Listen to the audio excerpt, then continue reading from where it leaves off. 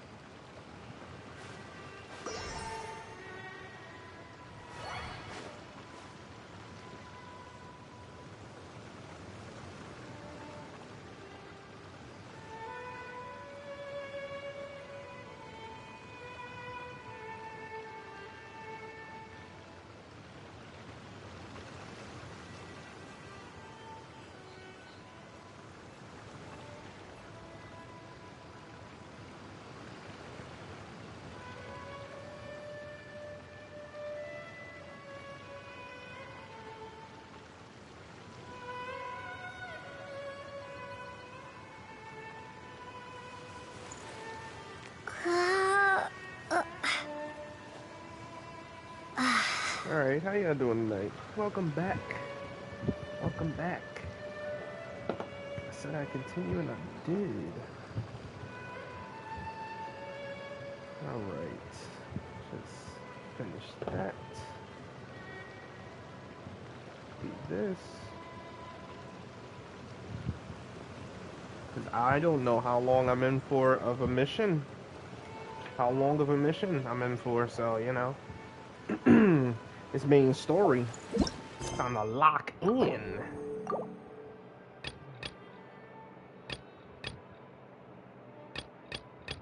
Y'all dare have me about to lock into a daily commission that's already done?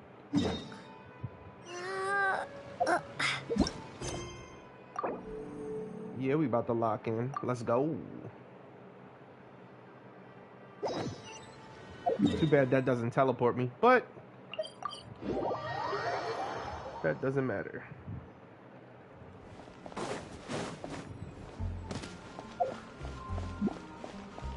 And my guest of honors, because not even just one this time, my guest of honors, Hydrocryos, it's gonna be Sijuini and Escoffier. Alright, let's go. I'll try to keep it as much to the story as possible. Mondstat. Return to special story mode. Oh!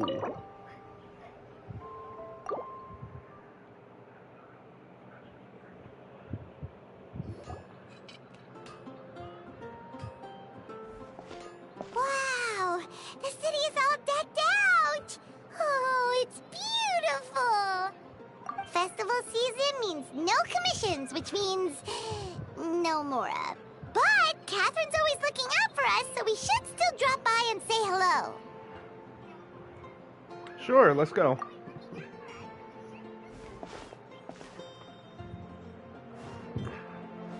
Greetings, traveler. Paimon. Greetings. Hey, Catherine! Still doing the whole no commissions during Windbloom thing? In general, yes. The people of Mondstat don't delegate their work to others this time of year. But... But... feel free to take a look around. I think you'll pick up on something unusual. Take a look around, huh?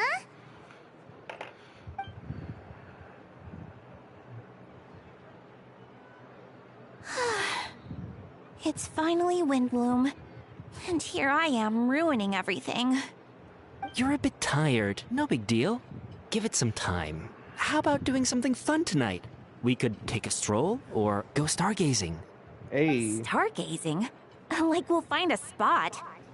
You know people start reserving places on Starnatch Cliff the moment the sun goes down. Sorry, I'm just not in the mood. I should go. Whoa! Something's off with Beatrice. She would never give up a chance to talk to Quinn. Right. This is weird. Oh, you're leaving? I can walk you home. No, it's okay. Thank you. I just need some time to myself. Besides, there's still something I need to do. The truth is, Quinn, not long ago, What is it? Is there something wrong? Never mind. It's nothing. Actually, Quinn, I think we should stop seeing each other for now. Huh? Wait, are you saying we can't be friends anymore? I thought we were best friends. Did you see that? Beatrice ran off without looking back. Oh, we go adventuring in other nations for a bit, and one of Mondstat's best friendship stories is already over? Maybe they're just working out the kinks. So, is this what you meant by unusual, Catherine? This is just one example. Beatrice has been feeling down for days. But that's not all. Oh, it's the honorary knight in Paimon. Is something wrong? You don't look so good. I know a knight should be stronger than this, but I haven't been feeling right lately. I just can't focus. I started sleepwalking out of nowhere. Sometimes I'd even wake up in the middle of the night standing in a random location outside. You should see a doctor. I did, but all the tests came back normal. The doctor said I'm fine.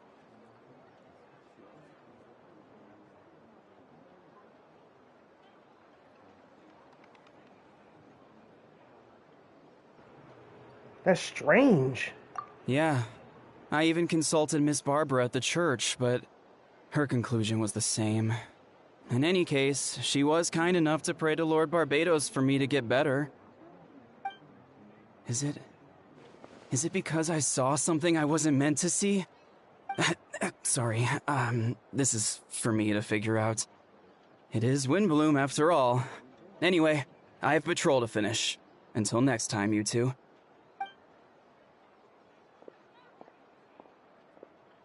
Huh.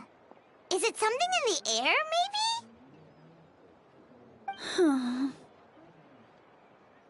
It appears Miss Donna is also out of sorts. Oh, where can I find a truly fascinating man? Wait, but Donna is the one who has a huge crush on Diluc, right? That's what I thought too. But she seems to have changed her mind. Is that Captain Kaya? Huh. Now that I look at him, he's exactly my type. How come I never felt this way before?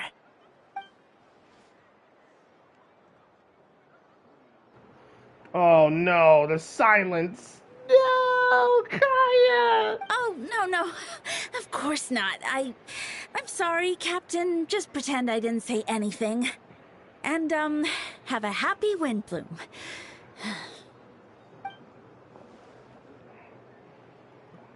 Oh, Kaya, no. Good question, Kaya. So, you knew about that? Question I wouldn't even know.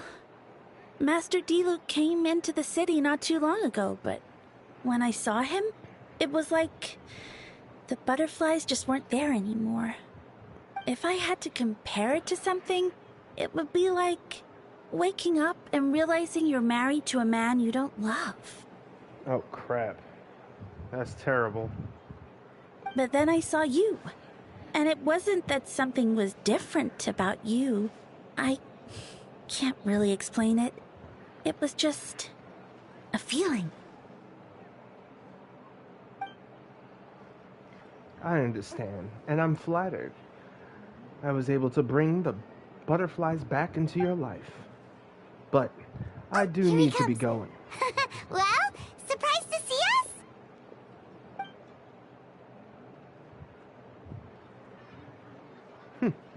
Not at all. You are the exact two people I've been trying to find. So, Ristia, Paimon, how have you been?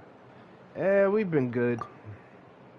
The answer to that requires a private conversation. Catherine, Not at do you all. mind? Have fun, you three. So, you said you were looking for us.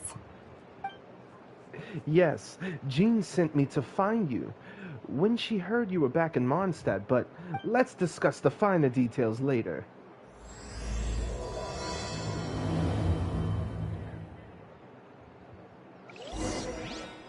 Oh, well. So far, no good. Oh, boy. Kaya mute. We getting VAs back, but not quick enough. We losing them as quick as we getting them. Oh, my goodness.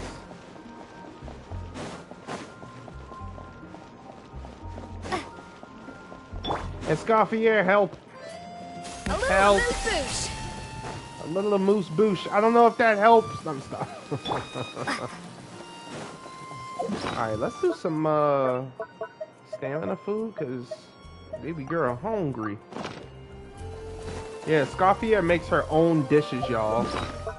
I was experimenting. I think I did some on cam, but yeah. First of all, sprinting and swimming stamina, need it.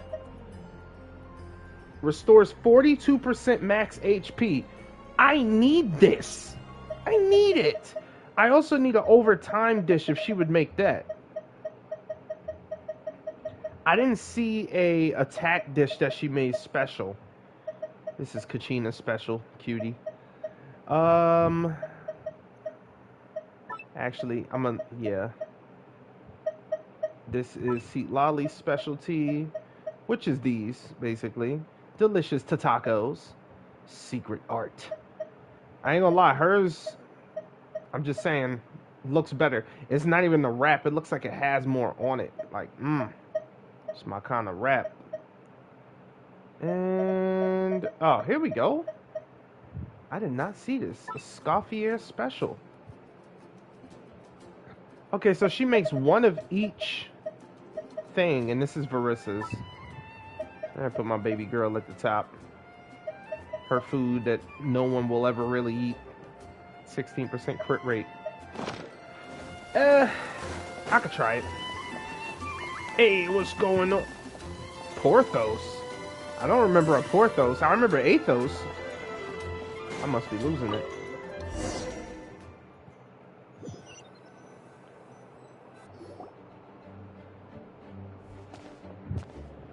Ah, Kaya. You found them. Yep, I managed to track them down. Good. With what's about to happen, it's great to have you in town. Whoa! Headquarters are packed! What's going on? Honorary Knight Paimon. Oh, it's an honor to meet you. I believe introductions are in order? Allow me.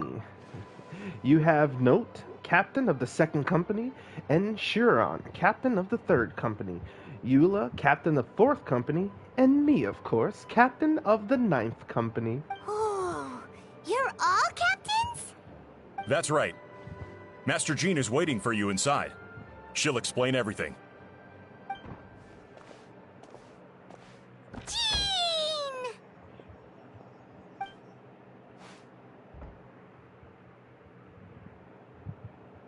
Oh no. Is everything alright? There are tons of people outside. Oh, Jean. A number of incidents in Mondstat in order to wrap up the A case. trial? But this is Mondstat, not Fun Game! I understand the confusion. You've never participated in one of the trials before. In truth, we haven't had to conduct one in quite some time. The Knights of Favonius oversee most matters of law and order in Mondstat. Of course, in the interest of fairness, major cases are tried jointly in the church. Under the guidance of Barbados, the Knights uphold chivalric justice in the spirit of our order, and the church carries blessings and goodwill wherever the wind can reach. and today's case requires a joint trial by both parties. Which means it's a serious one. So, do you need our help?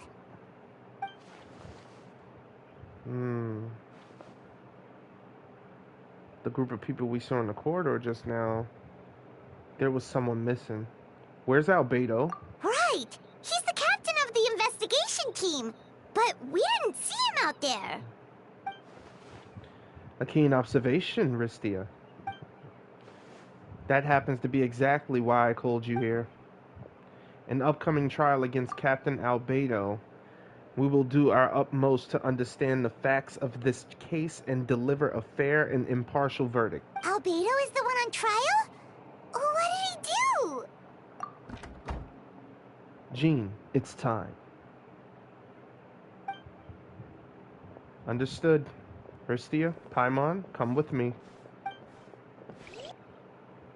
I'll try my best, y'all. I'll try my best to fill in the gaps. Hopefully there's more voices than not. Please, Diluc, have a voice. Please sit wherever you like. I only ask that you remain calm no matter what you hear. I need to head over there. Don't worry, the trial will be fair. Now that everyone is gathered, let us begin. With Grandmaster Varka away from Mondstat for the time being, I, Jean Gildier, will oversee today's proceedings. Mr. Dahlia, Deacon of the Church of Favonius, will serve as assessor, as representatives of our respective organizations. We will ensure a just verdict in this case. Oh, that's a new face. Deacon of the church. Does that mean he works with Barbara and Rosaria? Deacon, wow. The defendant in today's case is Captain of the investigation team, Albedo. What did you do, Albedo? What did you do? Certain aspects of this case are classified, and it remains uncertain whether the alleged victims are citizens of Mondstat. As such, this trial is not open to the public. The identities of the victims are still unknown. That's strange. If guilt is established in this case, all facts will be made public after the final verdict is delivered. Now, the captain of the logistics company, Miss Hertha, will present the charges. The court appoints Mr. Kaya to speak on Albedo's behalf. Are both parties ready to proceed? Yes. Ready to proceed. Miss Hertha, the floor is yours. Prior to this trial, the Knights of Favonius, in conjunction with the Church, launched an investigation into Mr. Albedo for suspected murder and unlawful disposal of human remains. Murder? A witness stated that, 11 days ago, in the middle of the night, she saw the defendant southeast of the city gates, dragging a large object she later identified as a human body.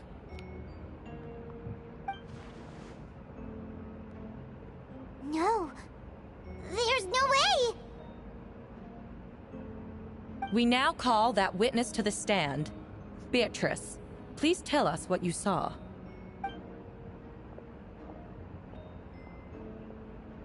So is this what she was trying to tell Quinn earlier?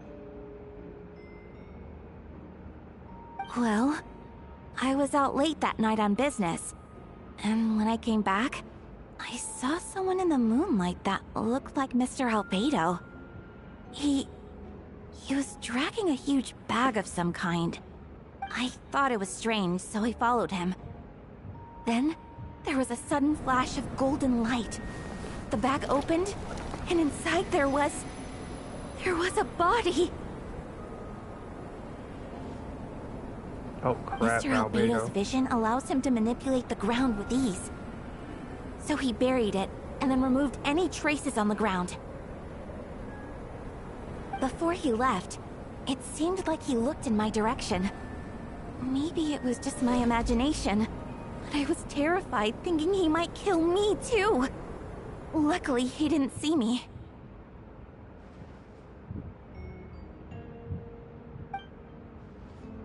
I now turn to the defendant. Describe your whereabouts that night. Not Albedo too. I was working in my office on the second floor of the Knights of Favonius headquarters. That's right. The next day, the defendant submitted his latest environmental report on the Dragonspine region. Considering the length of that text, it must have taken a considerable amount of time to finish. Can anyone attest to the fact that the defendant was working in his office that night? No. Then the length of the report is not a sufficient alibi. This isn't looking good. If the crime did occur as you described, then what about the body? You mentioned the joint investigation. Well, was the body recovered? Not yet. In other words, you dug up the location Miss Beatrice described and found nothing. You don't find that suspicious? I know what I saw. I'm telling the truth, Miss Hertha, I swear. Also, didn't you say that speaking out would help protect the people of Mondstat? Otherwise, I'd never put myself out here like this. You're doing the right thing. Besides, the investigation wasn't fruitless. A single man's shoe and a torn piece of fabric were found in the bushes near the crime scene. The same location the witness described. If no crime occurred, then is all this just a coincidence? And yet no victim has been identified, correct? It's true. No one has been reported missing. However, Miss Beatrice harbors no ill will toward the defendant. Her testimony clearly points to a crime, and she has no reason to lie.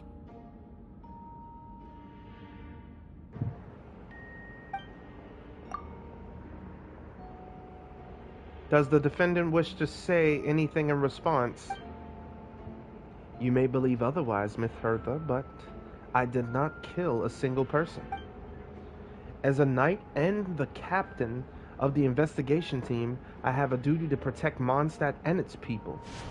You accuse me of murder, but there's no body or motive. The defendant raises an important point. Motive. Yet, I must be frank, not all murders are premeditated. Spontaneous conflict can also have unforeseen consequences. Nevertheless, I don't intend to prosecute this case on circumstantial evidence alone. Which brings me to the second charge against Mr. Albedo. Second charge? Please proceed. 7 days ago, at dawn, a witness saw the defendant dispose of the body of an adult male in the area between Dragonspine and Dawn Winery. I now call the second witness to the stand. Please have a voice. Wait, that's... Diluc Ragnaver. Please tell the court what you saw. Oh, come on. At around 3:40 in the morning, I saw Mr. Albedo dispose of a body beneath a cliff. It was dark, but he used the power of Geo to illuminate his surroundings.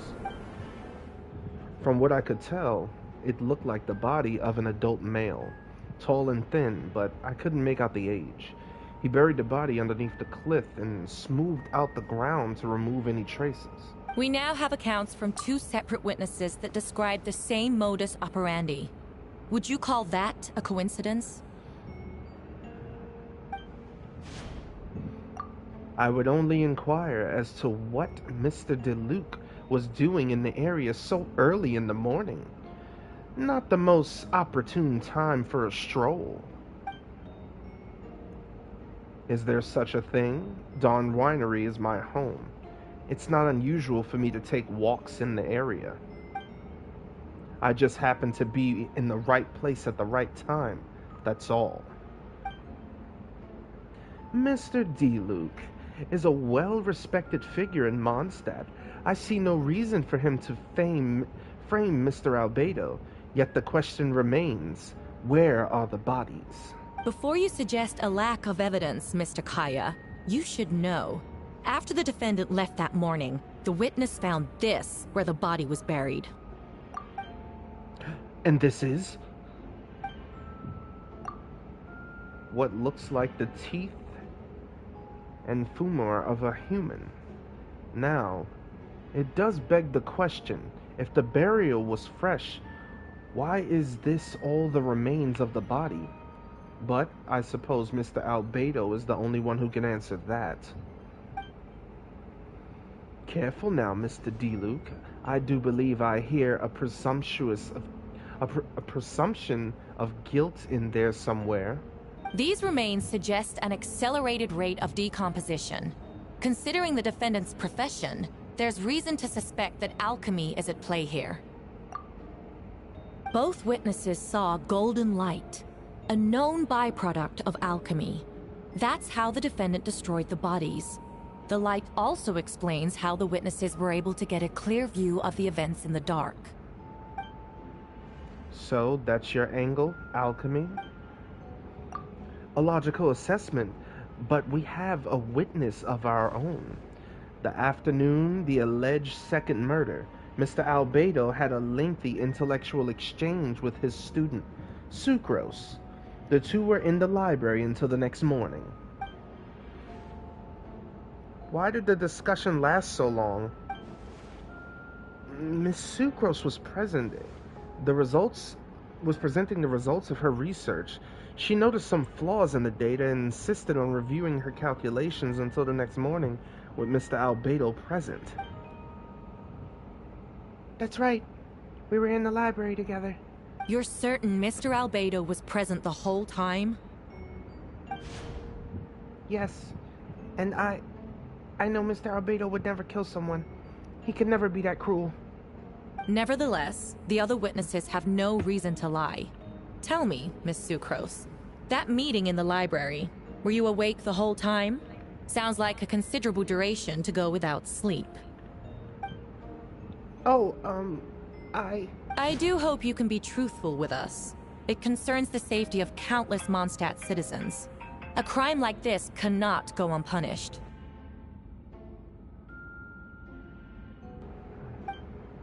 I'll take it from here. During our meeting, Sucrose did fall asleep not long after midnight. It's all right, Sucrose. You don't have to lie for me. This is a sacred place of judgment. The truth is paramount. Mr. Albedo. I see. Then I'm afraid your alibi cannot be sustained. Do you understand? Yes. I know claiming innocence without proof isn't enough. But the prosecution's argument has its own holes. There's been no mention of a motive or what exact method could reduce a human body of those two remains. No conclusive evidence of guilt. But the witness accounts do match to an extent that can't be dismissed. This is a tricky one. Allow me to submit another piece of evidence. The investigators intercepted one of Mr. Albedo's correspondences. I will now read the pertinent parts to the court.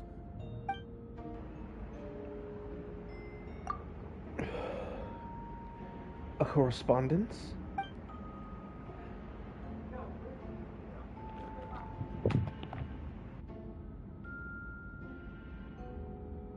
I have never abandoned the subject of human research. In fact, delving deeper into Dragonspine has led me to realize that the concept of life could be further expanded and transformed into that of birth.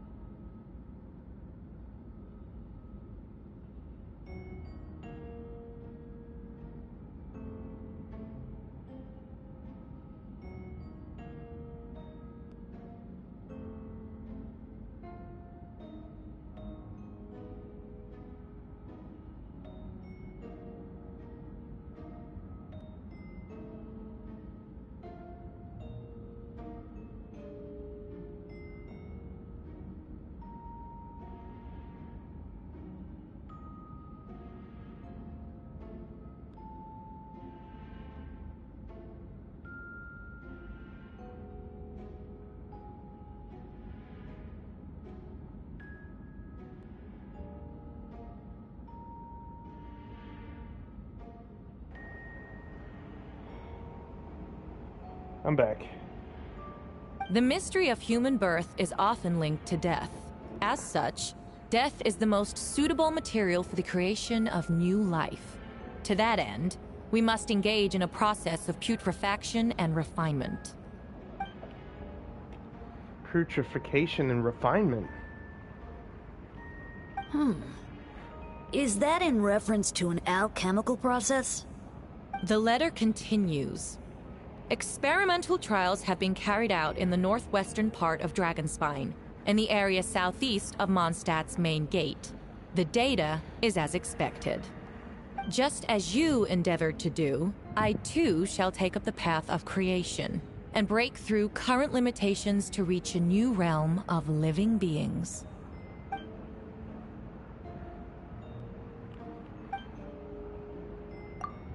I trust the investigators have confirmed this to be the defendant's handwriting, and that the letter makes more than passing mention of petrific. Is that No, that's petrifaction and refinement. Correct. Not to mention, the locations indicated in the letter match both crime scenes. What more can we trust than the defendant's own words? No, it can't be true. It can't be. I A can't guilty believe verdict it. cannot be delivered without sufficient evidence. In order to protect all parties involved, that is what our principles demand. My original assessment was that we lacked said evidence. But now, it seems the only remaining questions are the identities of the victims, and the specific alchemical process used in this case. Huh. Then we are in agreement.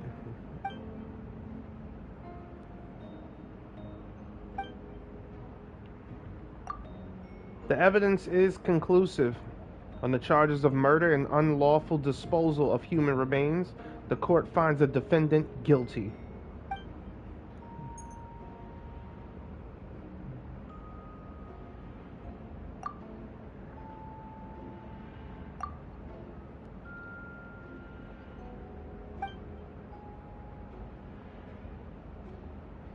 Jean speculates that those unsatisfied with the verdict will have time to submit an objective appeal, but no one can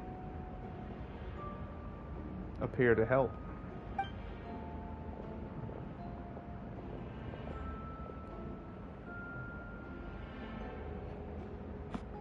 Oh man. It all comes back to the letter, a secret that you and Albedo know all too well, but the people of Mondstat have yet to discover. Why would Albedo do something like that? Oh, this has to be a nightmare. Yeah, the Traveler knows. Albedo told me his secret once, that he's a synthetic human created through alchemy. Could that have been something to do with this case? But what? Following in Rheindarter's footsteps? Just because he's an alchemical reaction? That would only make him more suspicious. Yeah, it did take a turn for the worse. Oh, when did you get here? I've been here the whole time. I just happen to have a message to pass along. For us? Yes, you're indeed the Starnatch Cliff. Who is he? He's been waiting for. You'll know when you get there. Go on now. Time is like the wind. It waits for no one.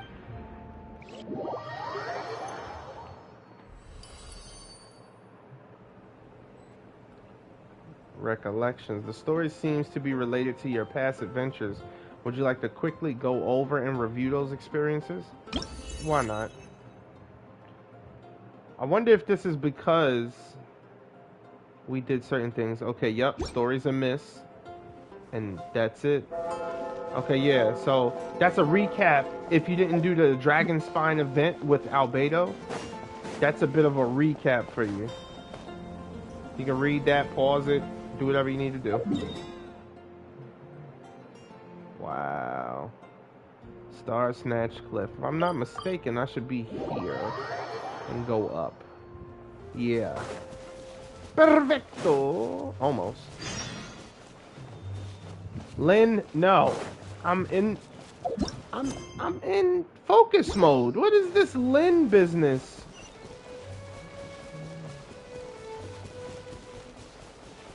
Oh crap, I almost didn't notice. Almost doesn't count. Hold on, let me unstar, restar. Does that move it to the front? No, it doesn't. Oh, brother. Leave me alone. Oh, brother. What? They setting up bombs and everything. They trying to get me. That's not active, though. Whatever. Oh, come on. I remember the mountain, but dang.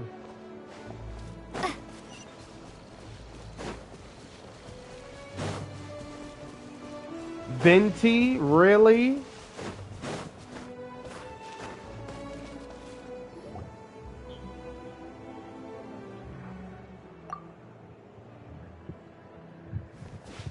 You gotta be kidding me.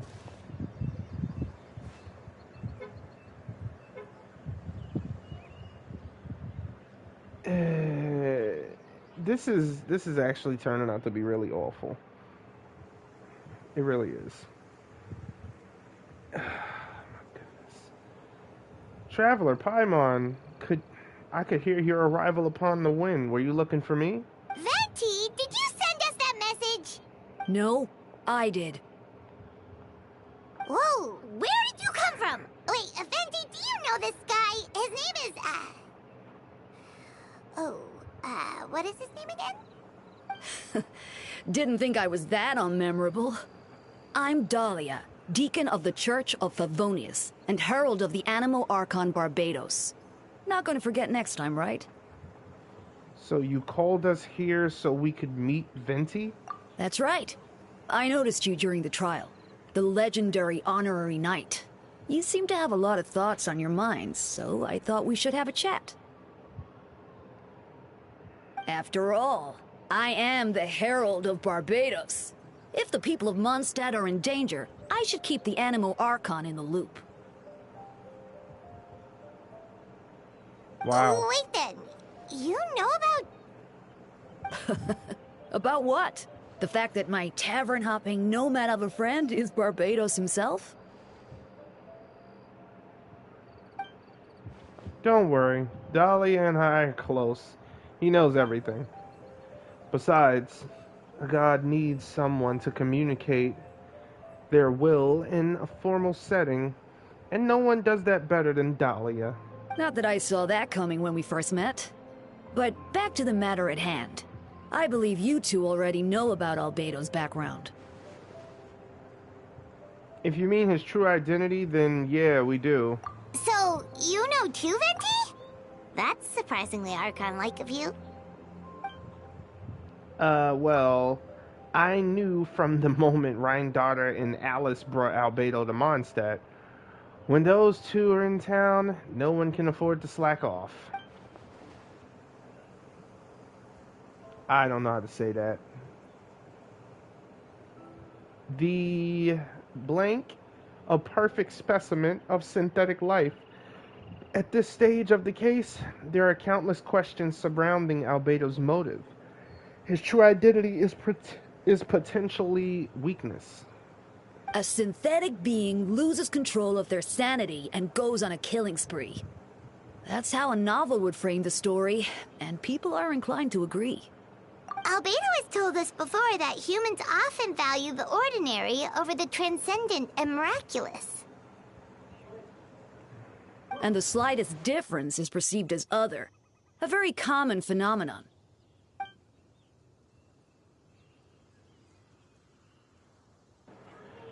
Which means we do find a way to help our friend. And what do you know about the situation, Venti? Me? Well, I know that Albedo is a synthetic being, and that a lot of strange things have been happening in Mondstat. Even though Windbloom should be about drinking and having fun. We noticed that too! The minute we got here, something was off.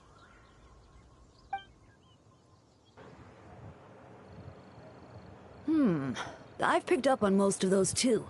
Miles is out of sorts. Beatrice seems anxious. Although I didn't know Donna stopped being interested in Master Diluc.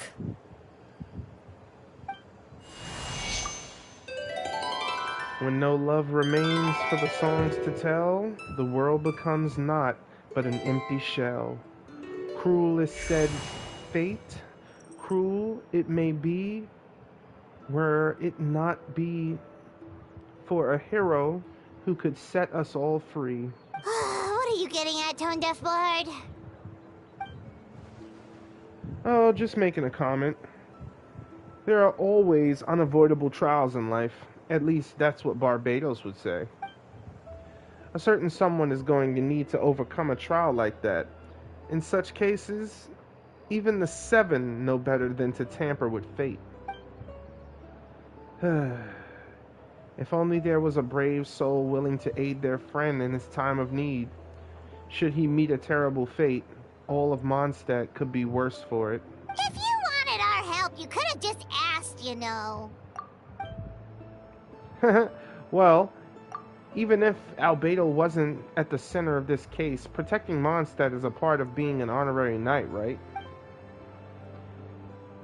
You'll still help, of course, which is why I prepared a little surprise. Behold. Ooh! Paimon remembers that Jumpy Dumpty! Don't worry, I removed the fuse, so it's not gonna explode. Say hello to the Dodo communication device. So, this thing belongs to you now? We're old pals. Don't think we'd share it. Don't think she'd care if I borrowed it for a few days. Anyways, this invention, with a little help from a trick of mine, will allow us to keep in touch. Just take it out and we can chat. We'll do our best to uncover the truth, Venti. That's all I ask. No matter what comes, you have the wind on your side. Oh man, I miss the voices. I really do. Yeah. It's about the same anyway. I suppose we're old pals too at this point. Indeed, your companionship is like a In all breeze this that lingers. time, I've never witnessed Lord Barbados approach anything in a serious manner.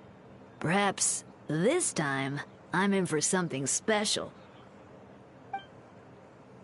Barbados serious? Hardly. It's not blind faith, you know. I've always had unwavering belief in the Animo Archon. Is that so? I wonder what Barbados thinks about that. Perhaps you should pray to him and find out. Good idea. I'll tell him I still haven't deciphered his drunken musings from our 3 trips to the tavern last month. His wisdom is sure to reveal itself in time. Terrible. You know what? Forget about Barbados, Dahlia. Treat me to a drink instead. You wouldn't refuse me, would you? A dear friend like you? Never. Oh, man. So that's who buys all of his drinks. We finally meet them. Poor, poor sucker. Moving on. Alright, what do we do? Return to the Knight's headquarters? You got it. Hey. Oh. That was like an instantaneous plop.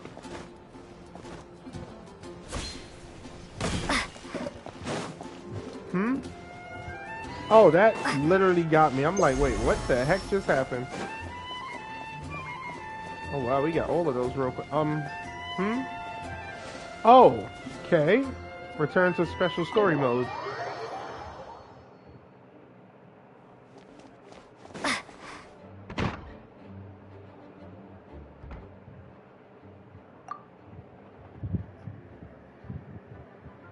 This is actually terrible.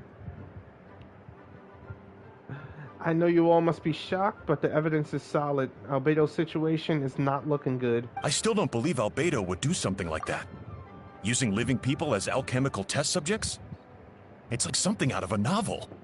Perhaps it's best for me to remain impartial, but I've worked with Albedo before. He's an alchemist, not a sadist.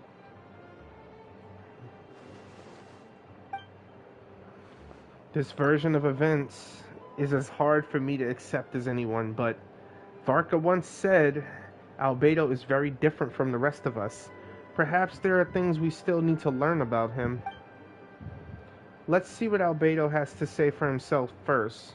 Would you mind giving me a moment, everyone? A private matter requires my attention. Hey, Jean! Traveler and Paimon, perfect timing. Kaya has a favor to ask. Like Jean said after the verdict, we have time to submit an appeal, and I will do my utmost to convince Albedo to accept. He's been acting strange, and I can't read him for the life of me. But I need you two to start investigating the case. Yes, it's also time for you to get involved. You want us to join the joint investigation? No, we'd like you to launch an investigation of your own.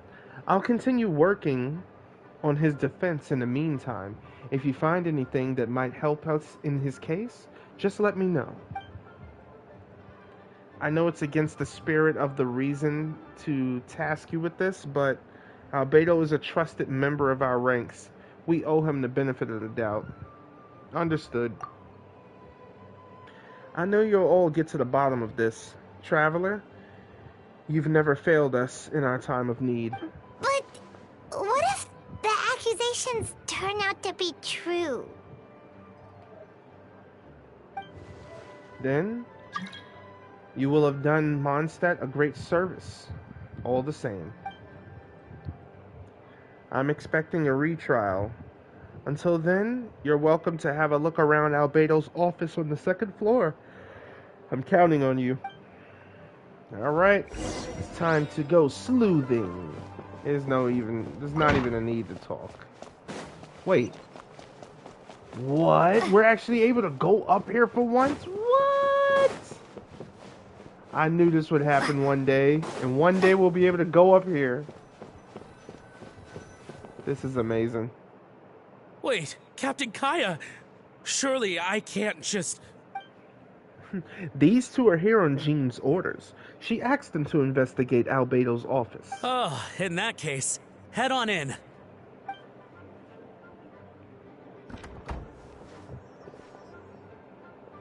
So this is Albedo's office. Pretty much exactly how Paimon pictured it. Alright, I have some work on my own, so I'll leave it to you. Good luck, you two. Right back at ya. Alright, Paimon, it's your time to shine. You need to do all the talking, literally. I don't want to have to say a word. I'll sit right here and you get to work. Don't just stand there in the menu. Come on. Let me stop.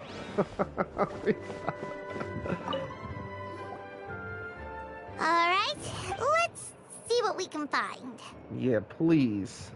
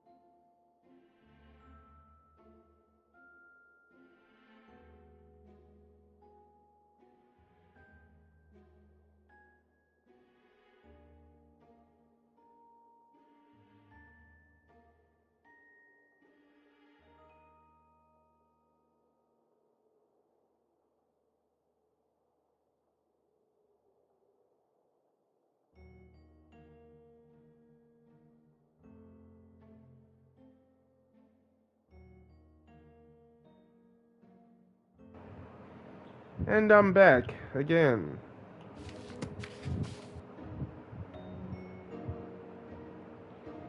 Oh boy, why can't they just let Paimon voice all of this? It's not like the Traveler ever talked before. These books are so fancy! Albedo must have gone to great lengths to get them. Yeah, pretty much. Oh wow, we're actually looking around. Holy shit. I did not realize this. Okay, this is something new.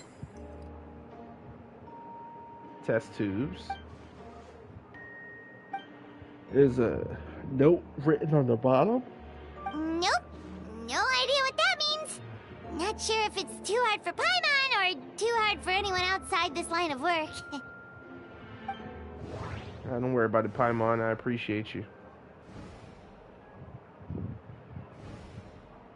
Holy crap. We doing a whole 360 almost. Research clues. Yeah, resemble ones you've seen before. It's his penmanship. Notes read purification or petrification.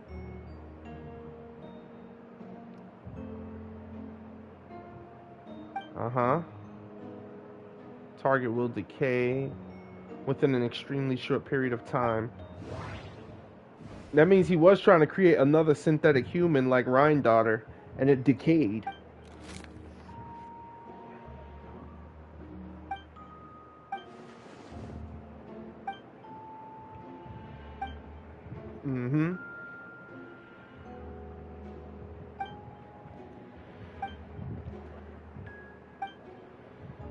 Wow.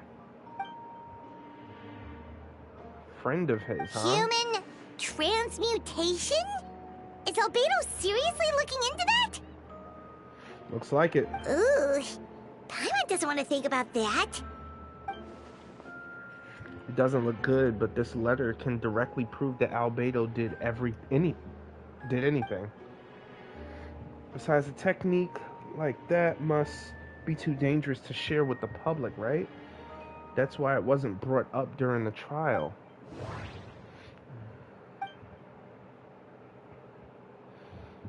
Desk looks almost empty. Your hand slipped while moving the book, causing the hardcover book to strike the desk. The resulting noise is a bit unusual. It's subtle, but to be an experienced adventurer, it sounds hollow. Yeah, like something's under it. Wait, it looks like there's a hidden compartment under the desk. There does appear to be a compartment added to one side of the desk. The lock mechanism is complex. It seems to involve elemental power in some way. Perhaps you could try using the power of Geo. The hidden compartment opens. Yeah, the Traveler's OP for this one. Inside lies a piece of paper with more information. What the hell were you doing, Albedo? Festering is also a manifestation of rot. When festering forces and a sufficient amount of life energy collide, the two will repel each other, triggering a powerful side effect. When I tested this in an alchemical experiment, the results of the refinement were startling. Breaking through the shackles of life, the simulation of the project, I must take advantage of this opportunity. The name of the project is blotted out in ink. What could it be? The note mentioned festering forces, which suggested that Dragonspine could be involved somehow.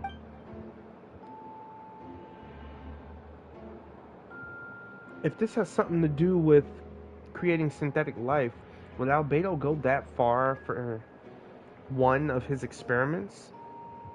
That can't be it, right? Amid the notes is a map with a few markings on it. Two of the marked locations correspond to the crime scenes, and the third appears to be in Dragonspine. I didn't scroll down. Dang it.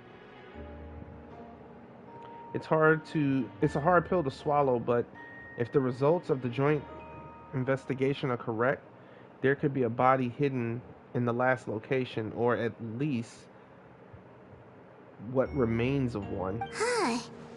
What does this mean? Oh, do you think something might also be buried at the last location? Alright, that seems to be it for this place. We should go tell Jean what we found. Mm-hmm.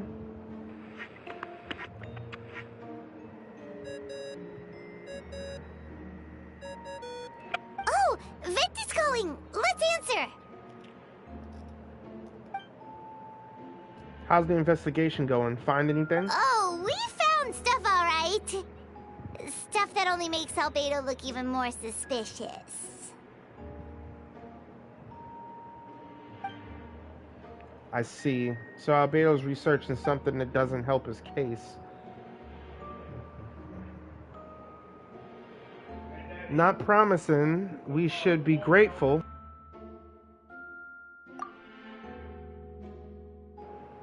Albedo's true identity remains hidden. If it gets out that he's one of Reindarter's creation, there'd be no separating him from her past. As we both know, Reindarter's approach to alchemy and ethics were pure madness. And the evidence you just found, let's just say it could convince even those closest to him of his guilt. Perhaps even you. And the notes also sounded like him. And it comes down to trust. Do you trust Albedo? Absolutely I do. Yeah, he's our friend. We should keep the faith. And if he really is the culprit, he must have had a reason, right? Maybe he's just not allowed to talk about it. Yeah, that must be it.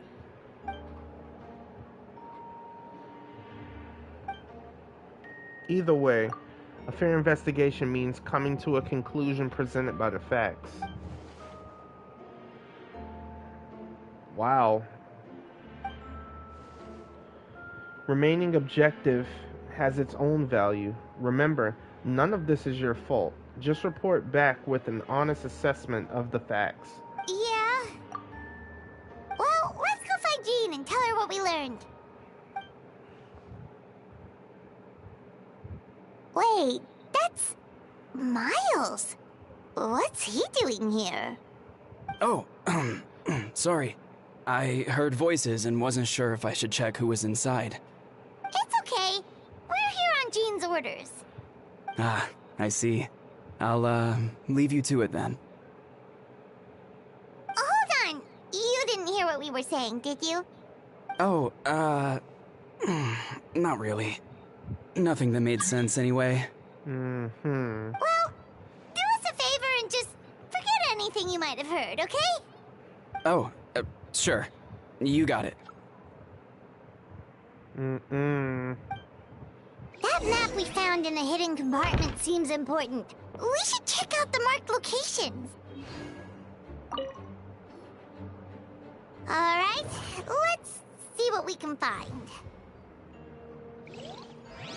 I thought I'd be able to look at something else, so never mind. Never mind. Oh, we can just jump down. Wow. Ah, it's a special story mode, so after this we won't be able to come up here anymore.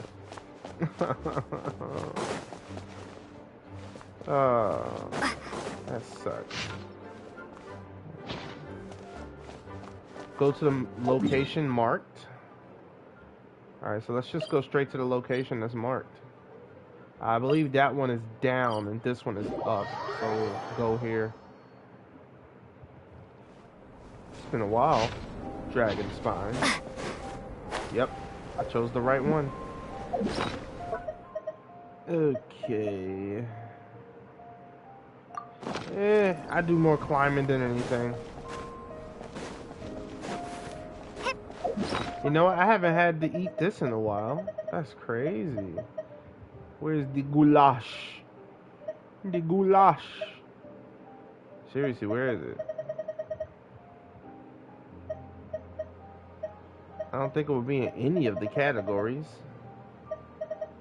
Would it be in stamina category? It was a gray. I don't even care anymore. Forget it.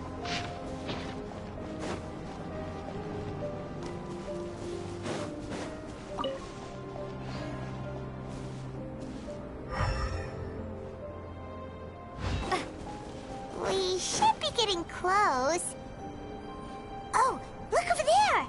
Something seems off.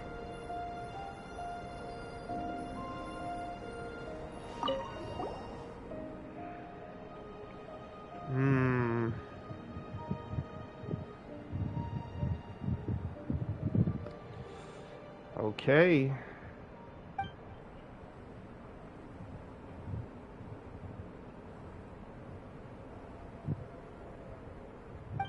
Yeah, you could definitely fit a human body in there. Did an animal do this or some monster? Weird. There's a hole, but no body.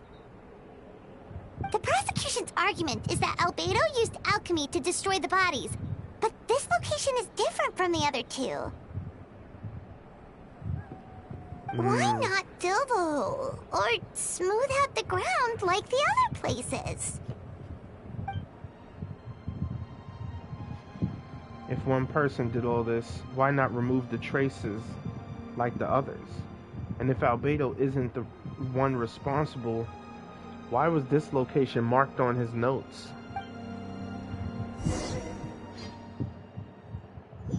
Good questions, Traveler. Good questions. Good questions. Oh, I like that. You just teleport us back.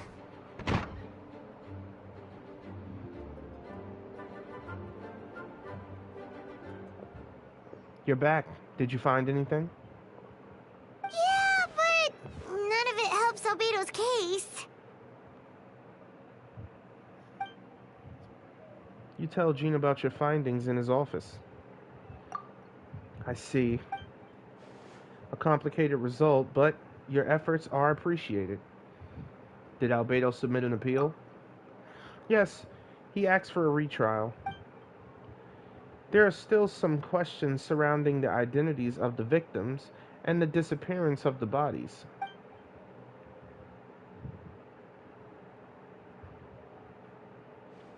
The minimal remains that were uncovered have been sent for forensic analysis, which should provide some answers.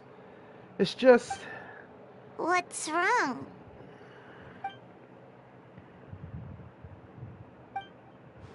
If the victims turn out to be Mondstat citizens, the situation becomes all the more serious. The second trial would likely have to be open to the public. And I doubt public sentiment will be in Albedo's favor. Yeah, not when the charges are so serious. The second trial is set to take place in 2 days. I hope you consider attending this one as well. Of course, we'll be there. In the meantime, we should all just stay positive. Well said. When that time comes, I'll carry out my duty to the best of my ability.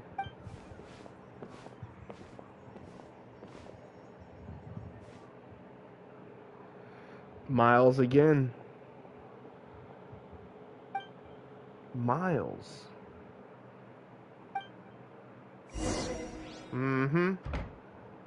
Miles again. Wait until 2 days later.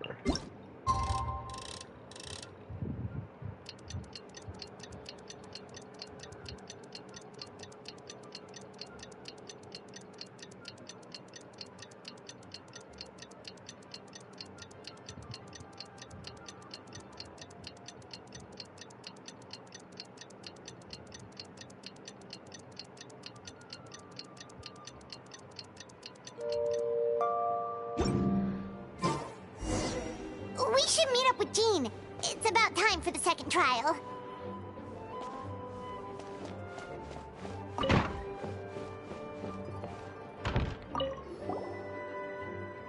Ah, you two. Let me know if you're ready, and we'll head out. Alright, follow me.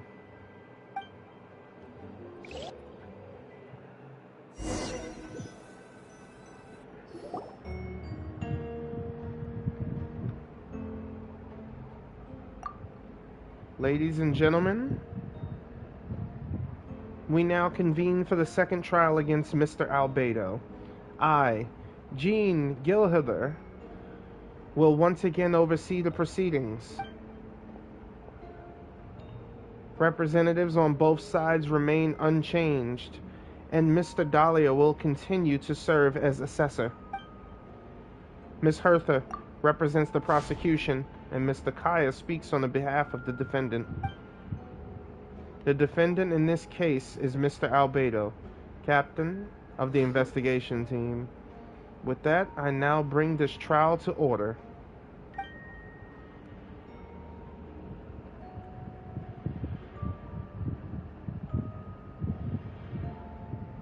Miss Hertha, you have the floor. Yes. We sent the teeth and the femur bone found at the scene to the church's medical office, and were able to conclude that these are, in fact, human remains.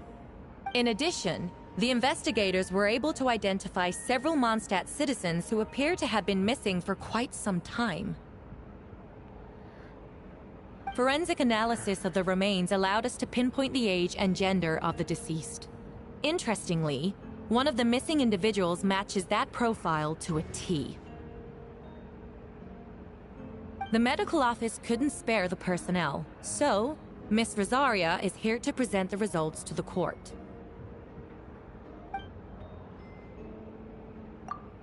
Hanselman, male, 46 years old, marital status, single, occupation, hunter. Consistent with the conclusion in the last trial, his disappearance went unreported, likely due to his lack of relatives. In addition, medical records show that his sustained mechanism-related injury to his leg 3 years ago. The damage on the femur bone Mr. DeLuke found is consistent with such an injury. Therefore, we can conclude that one of the victims in this case is Hanselman.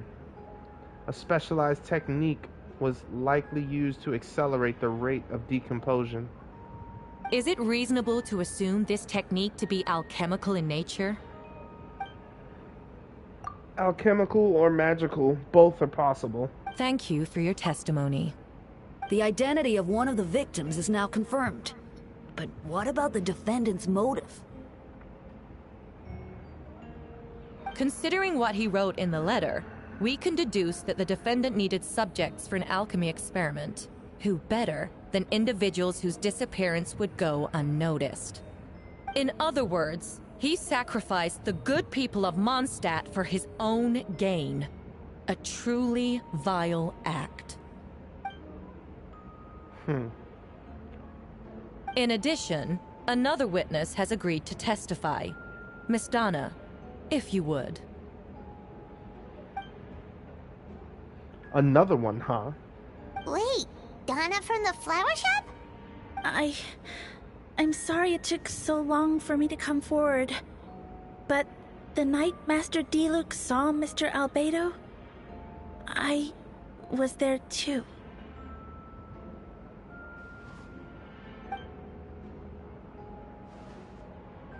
I was camping with a friend and we decided to stop near Dragonspine. I couldn't really get comfortable that night, so around dawn, I decided to go for a walk. And that's when I saw Master DeLuke. I thought it might be nice to, chat. So I headed in his direction and then I saw it. Someone at the bottom of the cliff was getting rid of a body. I was terrified the person might see me.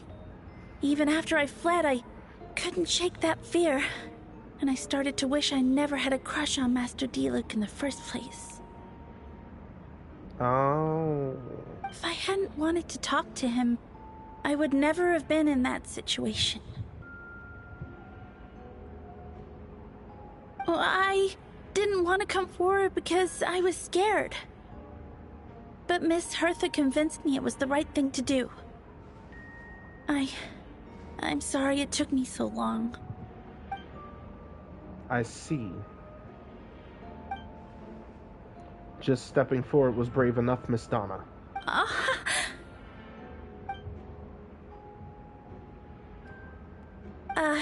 Yes. Thank you. The two witnesses corroborate the same sequence of events. That just leaves the question of how the defendant disposed of the bodies. I believe the answer lies in the alchemical technique mentioned in the letter. The defendant is the most accomplished alchemist in Mondstat. He has the skill, no question.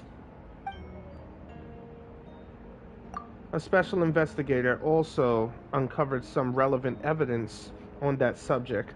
I will now present it to the court. Wait, does she mean... The evidence we found in his office. The following are pieces of evidence uncovered in Mr. Albedo's office. The most important of which is this map. Now I can scroll. Yep. This map was found with the defendant's notes, the markings corresponding with the description in the letter, and the locations of the crime scenes. Does this map belong to you? Yes. Were you the one who marked these locations? Yes. You do realize that's basically an admission of guilt, don't you? The evidence against you is nearly insurmountable. No!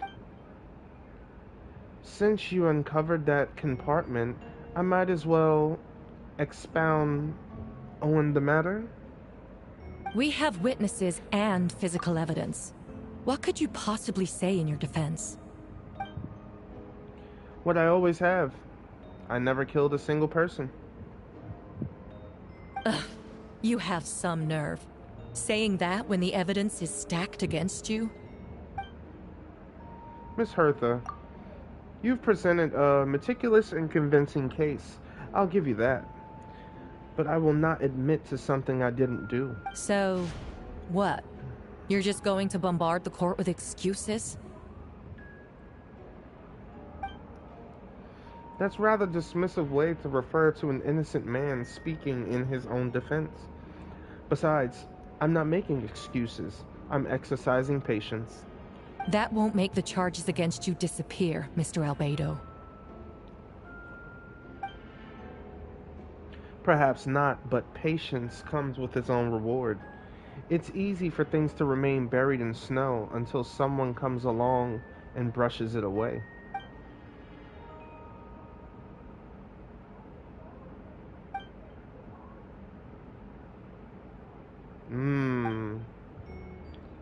If it was a hint, then it must have something to do with Dragonspine. Ristia, you were the one who uncovered the notes, right? Then, I'm assuming you visited the third location marked on the map as well? Yes. Can you tell us what you found?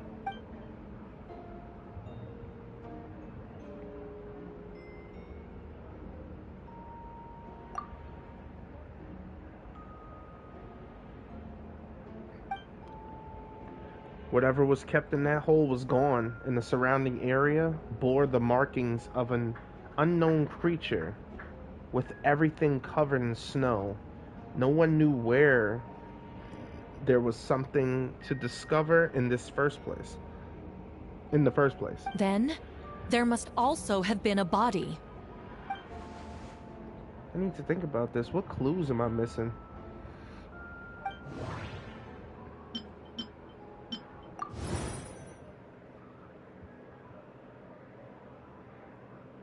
Only knew because we found the hidden compartment. During the investigation, Paimon and I discovered a hole beneath the snow, big enough to hide a human body. There were also claw marks around the outside, but there was no body or any remains whatsoever. The first marked location near Mondstat, Beatrice saw Albedo use alchemy to dig a hole and bury the body there. A single man's shoe and a torn piece of fabric were found in the brushes nearby. Taken together, their evidence seemed to suggest that Albedo killed someone and concealed the body. The second marked location is between Dragonspine and Dawn Winery, where DeLuke saw Albedo bury the body of an adult male. DeLuke described nearly the same events as Beatrice. There's no reason for them to collude against Albedo, so their testimony should be trustworthy.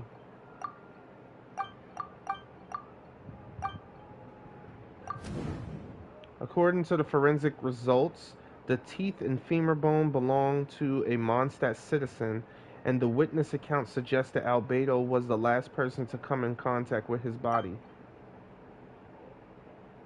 Did Albedo really use alchemy to reduce the body to a few bones? And does that mean he's the killer? No, that doesn't make sense. No, that doesn't make sense.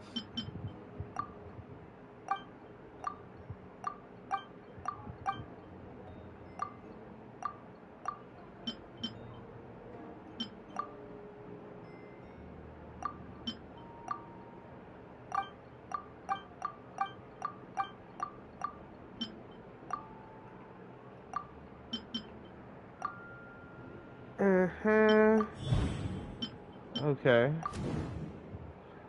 Albedo marked these 3 locations on the map. Found in the hidden compartment. Yep. Albedo's identity. Most people know Albedo as an alchemist and captain of the investigations team, but the truth is he's the Wristybug, a synthetic human created by one of the 5 sinners, Gold, Rhine-daughter. Albedo is steadfast, intelligent, and treats everyone with kindness and respect. I think most people would agree with that assessment. He's also a calculated thinker. It's fair to say that if he did commit a crime, it would likely be well concealed. Up until now, Albedo has never displayed any ill will towards humanity, and he also still seems like a normal human, a normal self. His normal self. As his friend, I shouldn't reveal the truth about his identity. That would only make things worse. Dragonspine has a frigid climate and is covered in snow. Even so, it's home to various amounts of creatures and monsters that can withstand the cold. Deep within the mountains, yes.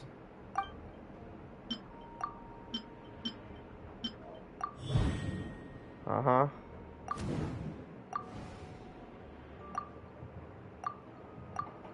Here we go.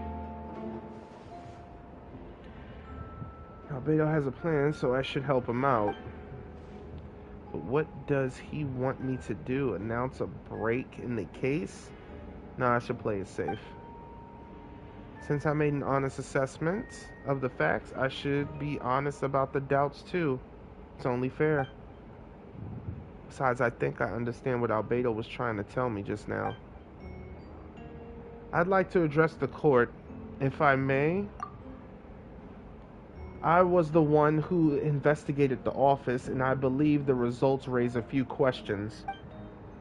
Regarding the 2 cases addressed in the previous trial, it was established that after disposing of the bodies, the defendant used alchemy to restore the ground to its original state. But that wasn't the case at the 3rd location. The hole was still there, with dirt scattered around the perimeter. It looked more like something had been dug up. If this was all done by one person, why wasn't the 3rd scene given the same treatment as the others? Why weren't the traces removed? In addition, the markings around the 3rd location weren't fresh, which suggested that the Dragonspine incident happened at a different time. For those reasons, I believe There's still reasonable doubt in this case, and I hope the verdict reflects that. Thank you. Astute as ever, traveler. Questions there may be, but allow me to point out, there is no evidence to suggest that anyone besides the defendant knew about the third location, and the map was found in his notes. That fact alone makes him the most plausible suspect, unless Mr. Albedo suddenly plans to deny that the map belongs to him. Allow me to respond to this, traveler. If all I cared about was proving my innocence, I would indeed do as you described, Miss Hertha, and deny any connection to that map. But that is not what I intend to do. The map does belong to me, and I did hide things at those 3 locations. What? There were indeed bodies at each location, and I did kill and bury someone in Dragonspine. Ha! So you admit it. Let the record reflect that the defendant has confessed to his crimes. You're mistaken, Miss Hertha. The story doesn't end there.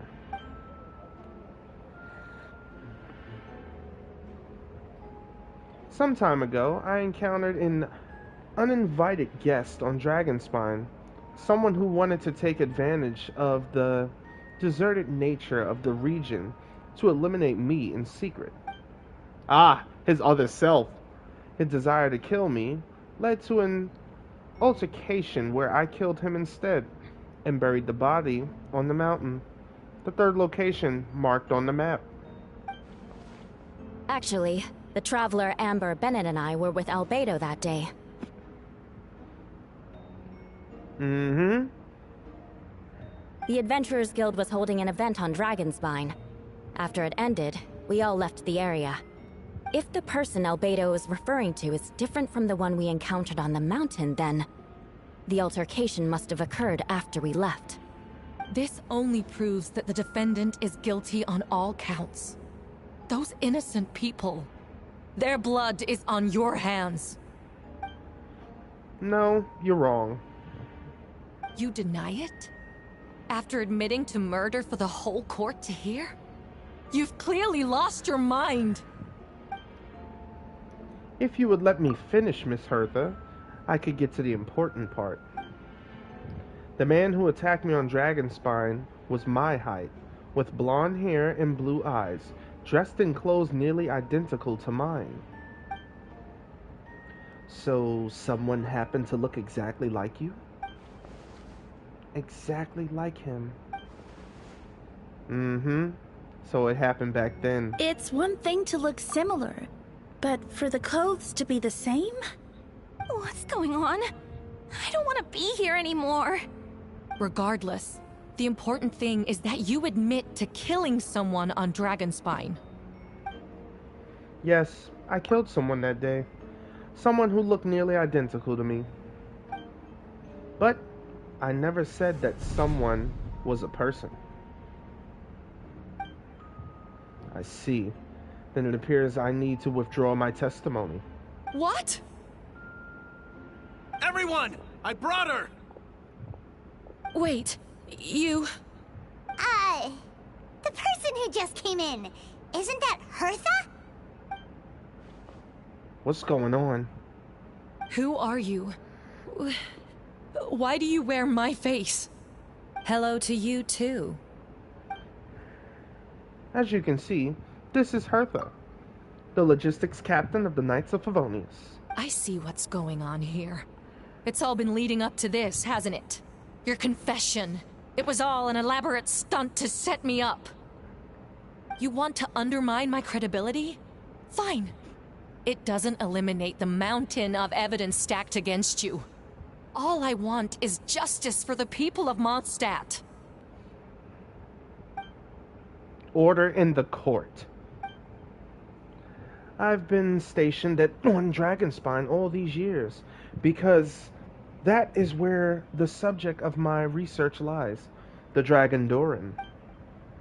Several hundred years ago, the Dragon of the East, Dvalin, defeated Doran in battle, and with his help from Barbados sealed his remains on Dragonspine. Dorners were created through alchemy, one of the finest specimens of alchemical life. As such, death was not a true end for him. His heart still beats and grows more revitalized by the day. My imposter on Dragonspine was a failed specimen, abandoned in Doran's stomach, and an unsuccessful iteration of the homunculus project. Homunculus? Are you trying to insinuate that I'm some kind of homunculus? Because it looks to me like the artificial one is standing right there. Some kind of imposter you dragged in from Dragonspine.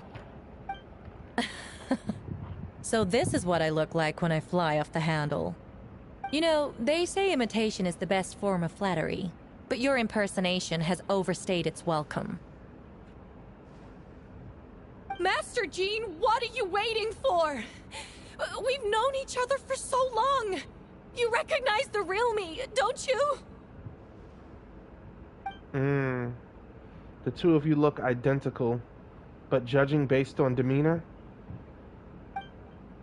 the new arrival actually seems more like the Hertha I know. That means nothing! By that logic, I could just as easily accuse the Albedo in this room of being an imposter. How do we know he isn't the fake one? A cold-blooded killer who replaced the real Albedo long ago. Then, how about something only the real Hertha would know? The longest scar on my body. The knights who fought alongside me that day should remember where it is. I remember. Let's hear your answer. I'd like to hear Miles' answer first. Huh? Ooh. Oh, You don't know? Or you don't remember? I heard you've been acting strange these days. Disoriented? Confused? You were closer to me than anyone during that battle. And yet you don't remember a thing. Strange indeed. no, my head. It hurts. The scar is right here. Ooh, crap.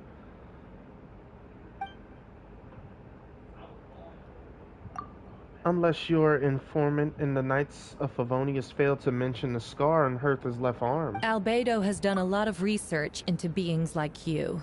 If you deny it, then show us your arm. No need to panic. You can just add it now. You excel at changing your appearance, don't you? Or, I should say, all spawn of Doran's life force have that ability. A powerful life force. In appearance, you can change at will. Yet here you stand, formless, one, paralyzed to act, because you're worried using that power could affect your accomplices. Accomplices? Then Miles must be one of them. There are others too. Most of the beings under the influence of Duran's life force have gathered here, and yet their presence is what impedes her from taking action. Once you attempt to transform, all who surround you will be affected by your power. You can't control it, because it's this network of living beings you serve as the core. Show us your arm. Ugh! Have it your way! Whoa! Come on, let's go!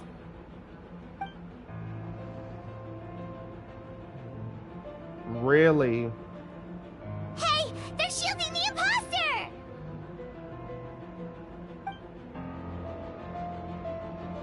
She's trying to get away. Stop her. Don't let anyone stand in your way. There are others trying to get in. Must be more people under her control. Time to get everyone moving. Whoa! She just leaped across the room! After her! Alright, it's getting juicy now. It's time. All units move out. Third company, keep on the imposter's tail. We finally have a chance to talk, but before I explain the events of the past few days, I'd like to make a few things clear. First, I never killed any of my fellow citizens, and I never used human remains as part of an alchemical experiment. Second, the events of the past few days were all part of a plan.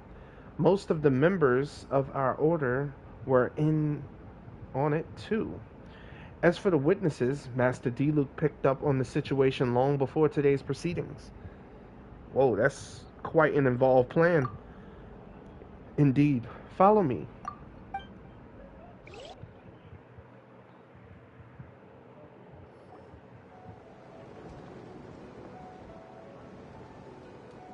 Monsters are in here? Monsters in the city! They are all monsters from Dragonspine. An attack is imminent. But fear not, we've been preparing for this. We've been monitoring the resurgence of Durin's life force. Its festering nature agitated these monsters. We knew it was only a matter of time before they advanced on Mondstat. So, we made preparations for an inevitable battle. I was hoping you two could join me and provide assistance in the battle to come. Of course! Where's our first step? The top of the city wall. No, I can't add no one. Well, it's a good thing I put someone else in the team, though.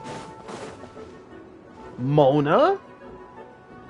Master Jean, headquarters should be secure for now. We responded in time and had enough manpower. We can even spare some for mobile support across the region. Good job. Our intel suggests that the monsters from Dragonspine could be disguised as Mondstat citizens, so be sure to exercise caution. Oh, even Mona? Come on! Oh, and my divination revealed there are also regular people under the influence of some strange power. Not all of them are monsters. Yes. So for those people, the aim is to subdue, not harm. Before you attack, make sure to figure out who you're dealing with or what you're dealing with. Understood.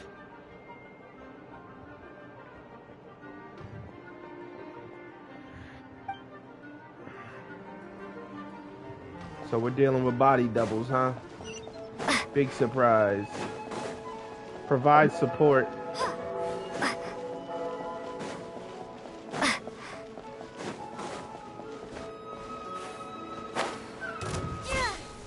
Oh snap, here we Captain go. Albedo, honorary knight, and your floating companion.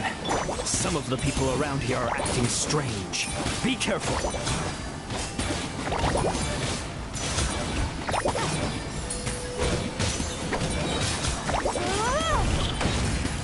There we go. I'm gonna show you the power of the Pyro Traveler. No thanks. Keep it.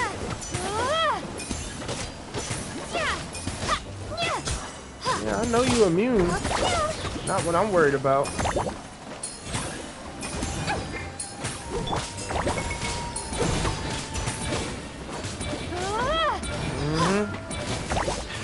Oh yeah. Thanks for the help. I don't think we could have managed that on our own. I hope everyone's all right. We really appreciate the help. Oh, that's the windmill. Venti? Hold on, we can't talk to you yet, man. Yeah, these are optional, but I'll do the optional.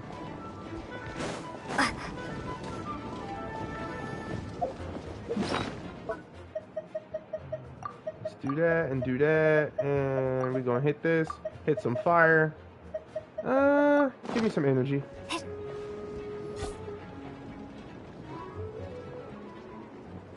You trying to break into a house? Drag another wardrobe over here. Vile beast. The Imanakrai shall not tolerate such transgression. Ah, that's the traveler's voice. You arrive at the most opportune time, vassal of the sword. That's right. Burst forth. By royal decree.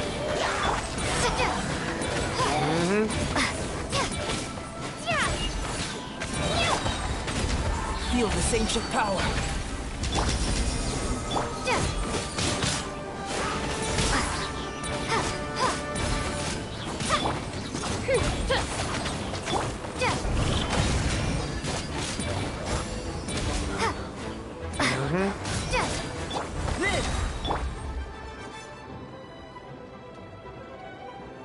Albedo was Mein here? Fräulein means to say that you should refrain from going out for the time being. We will continue to protect this area. All right. Oh, thank you. Thank you so much. But, I've never seen a bird that can, talk. No need to worry. I'm Mein Fräulein's humble servant. Please rest assured, I'm not a danger to you. You can trust him, I promise. Oh, no, of course. I didn't mean it that way at all. I just misspoke. No matter. My vassals have unfinished duties, yes? Then go forth and smite the wretched beings.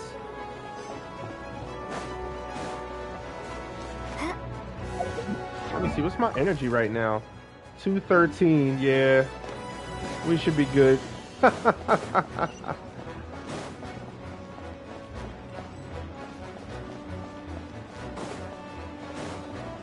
Sarah, you okay? Sucrose, why are you still here? Mr. Albedo, traveler? Everything good here? All good. A few monsters made it into the city, but Master Diluc and I and Kaya helped take care of them. Not long ago.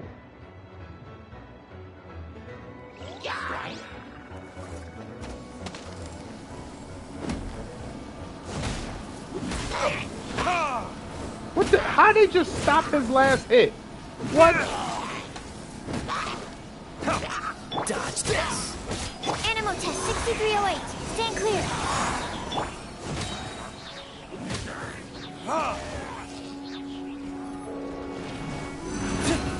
Verdict is... Oh, so sorry. Enhanced animal module 75. Animal test 6308. Stand clear. Time for a blizzard. Y'all ain't ready for that.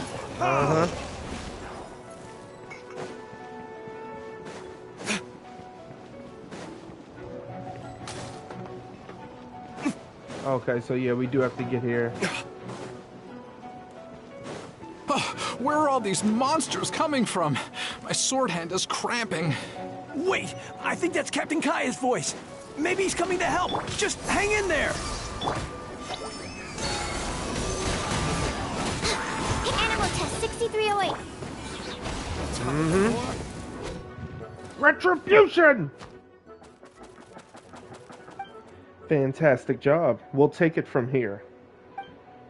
Oh, Captain Kaya, Swan is... Hey, I'm fine. It's your leg we should be worried about.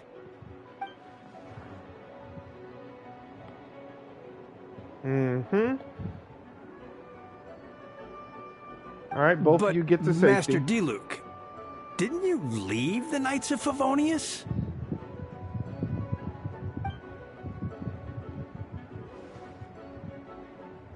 What? Are the Knights the only ones capable of defending Mondstat? It's fine. Master Diluc is just... altruistic as always. If the citizen is willing to help out, who are we to turn him away? We're grateful for the support. Yeah, thanks a million. We'll be back soon.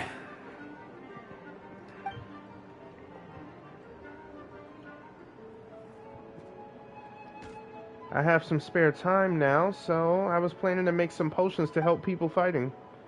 Sounds like a plan. Remember to be careful. I know it's unlikely, but if you encounter a situation you can't handle, retreat. Understood. Here's Sucrose. Don't try and fight. Lisa? And Razor? Supercall, it's you. Yes, it is. What's up, Razor?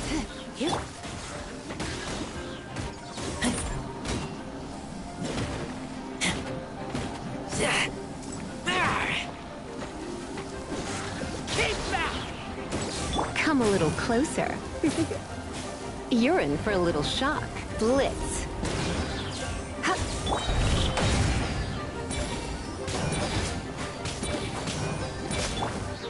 Try not to enjoy this too much.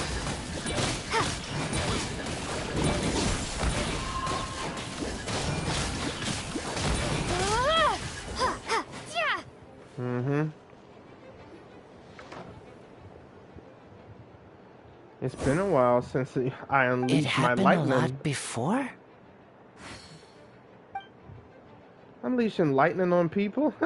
No, once in a while maybe. My old professor even wrote to me a few days ago. Of course, I made sure to emphasize certain things. It's only natural for a student to inherit their teacher's ways, after all. So you see, this time I only used the gentle method of electrocution. Huh.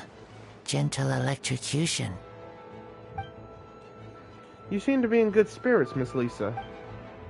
Ah, well, it's good to move about once in a while. This would have been so freaking awesome if we had their voices.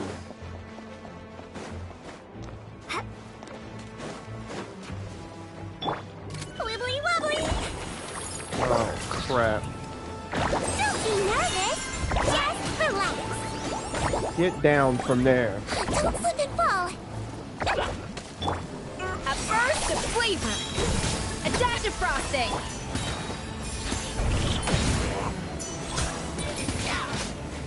What's up, bruh? That's right. We barely saved them. Alright, everyone's good now. A burst of flavor and a dash of frosting is all it took to help those frothing. I don't know what I'm talking about. I'm trying to rhyme. It ain't working. Alright, Venti, what's up? Hey, Venti! Shoot, someone's coming. Help me, please! Someone help me! What's with the freak out? It's just us! Ah, perfect. I can drop the act. Sorry, thought you were regular citizens.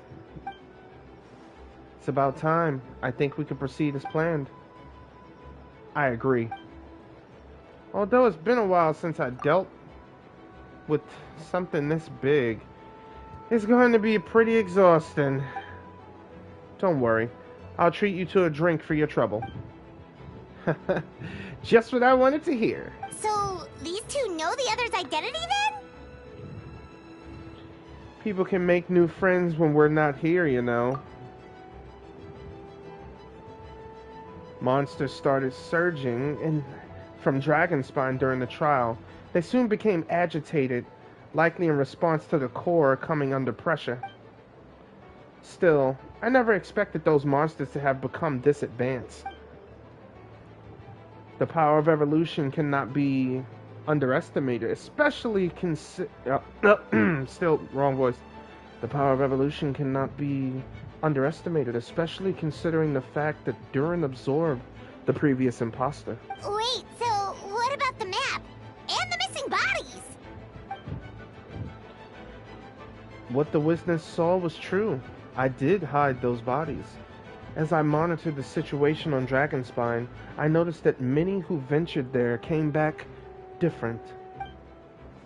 Some were under the influence of Durin's power, but the less fortunate ones had already been devoured by monsters, who then assumed their appearance to infiltrate the city.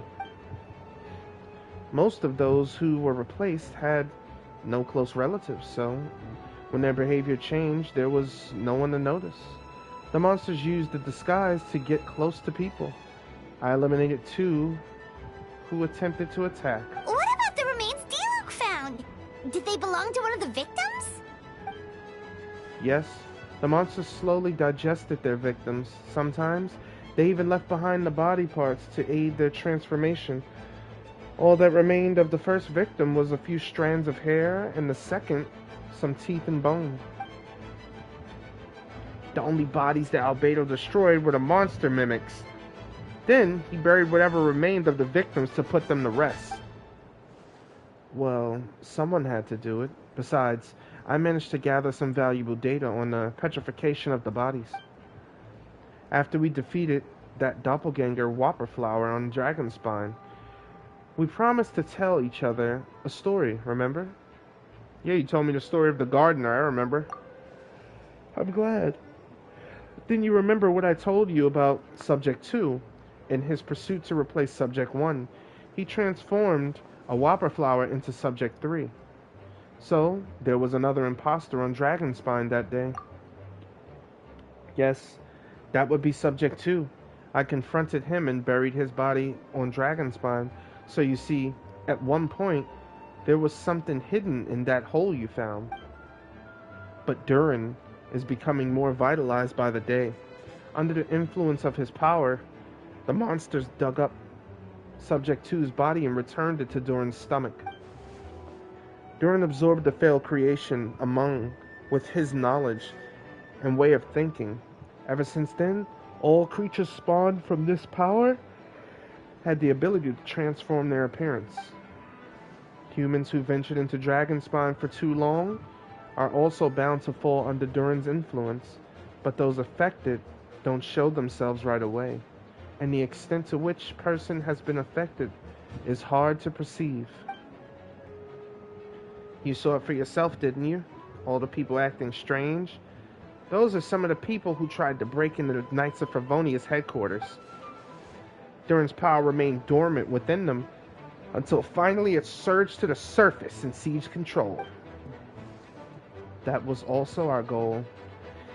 If we had forced a situation where the imposter had no choice but to unleash that power, all those under his influence will become violent, and thus we would know who was affected. Wait, so what do we do? We can't go around hurting innocent people. That's why I'm here. It would make me look bad if I just lazed around after promising to help. We will use the power of animal to restrain them for now. That should give the Knights of Favonius a chance to subdue them without harm. A specialized team will deal with them later. Alright. That's the long and short of the situation. It's time to activate the thing, right? Yes. So if there's a little secrets other people shouldn't know, my identity, for example, keep it to yourself, okay? Alright, this should do it.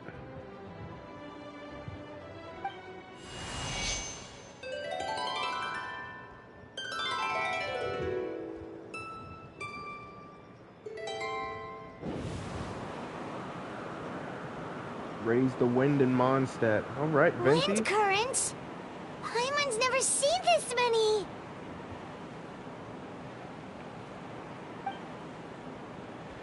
There should now be wind currents across the whole city. Everyone can hear you. Everyone, can you hear me? Loud and clear. All units, what's your status? All good.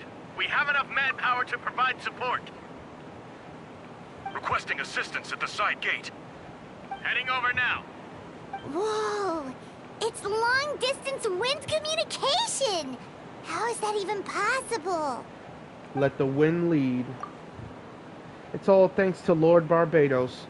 With this blessing, we will succeed in defending our city. Actually, if you face away from the court and whisper like this, no one can hear you. No wonder you're crouching down there like you have something to hide. You didn't have to broadcast that. Huh? That voice. Venti? Is that you? Oops. Exactly. Oh, you know, just a wandering bard calling for help. Thank goodness the traveler in Paimon and Albedo found me. Got me out of a tough spot, huh? Ah, right. Now that you're okay, we should check on the status of the other areas.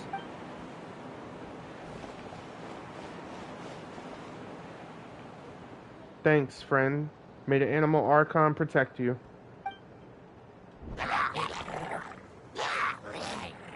Really? I've got things covered here.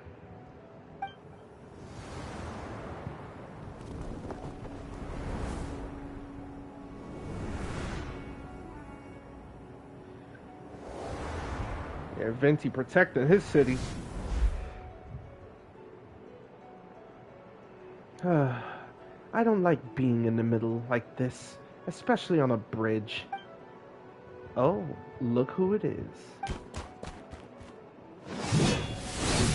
Get back! Whew! That was a close one. I suppose thanks are in order, Master D-Luke. I appreciate the help. No need. I didn't intervene to save you. It was for my own convenience. You were in my way. Oh? Well, let me get it out of your hair then. I suppose we could work together. But would you just melt my hair anyway? Suit yourself.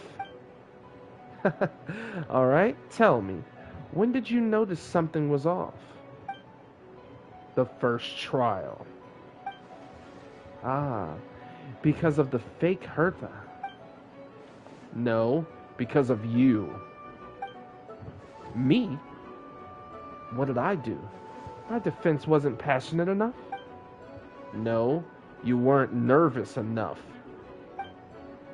Tell me then, Master D-Luke, when do you think I actually get nervous? I suppose we'll see, won't we? Monsters incoming. A second thought. Best not to think about it.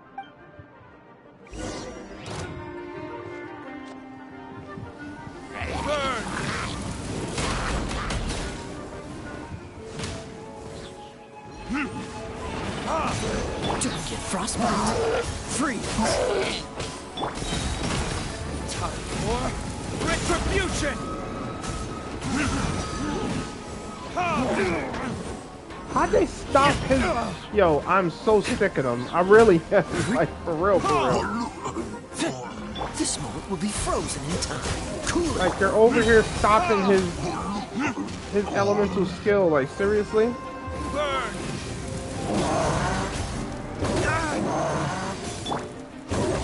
Freeze. Oh, so sorry.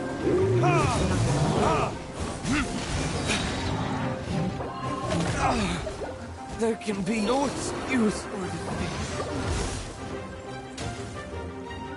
the Alright, now what I was trying to do. Thank you. Dodge this.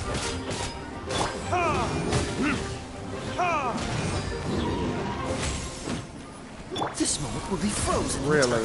Free. Time for retribution.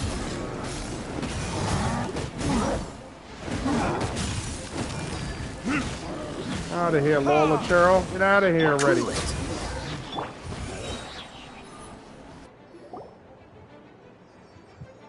over there! D-Luke, Kaya!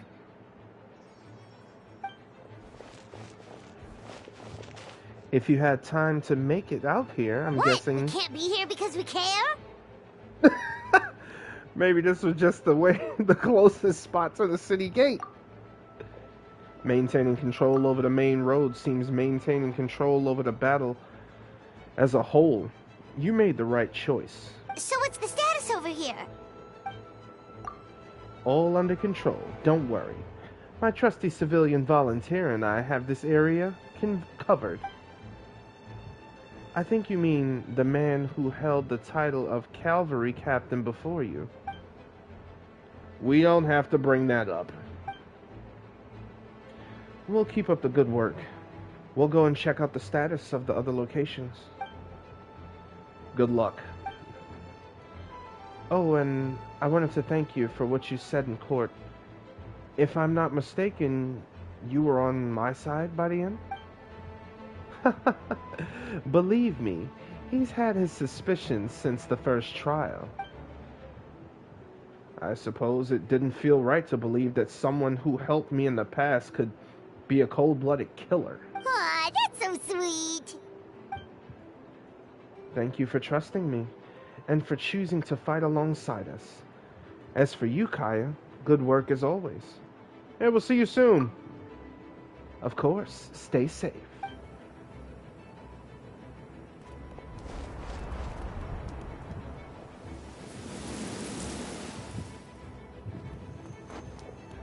Looks like everyone's convening now. That's right. City is safe. Oh, Barbara, that's right. Heal him up, baby girl. Get close to the injured knights and use the elemental skill to heal them.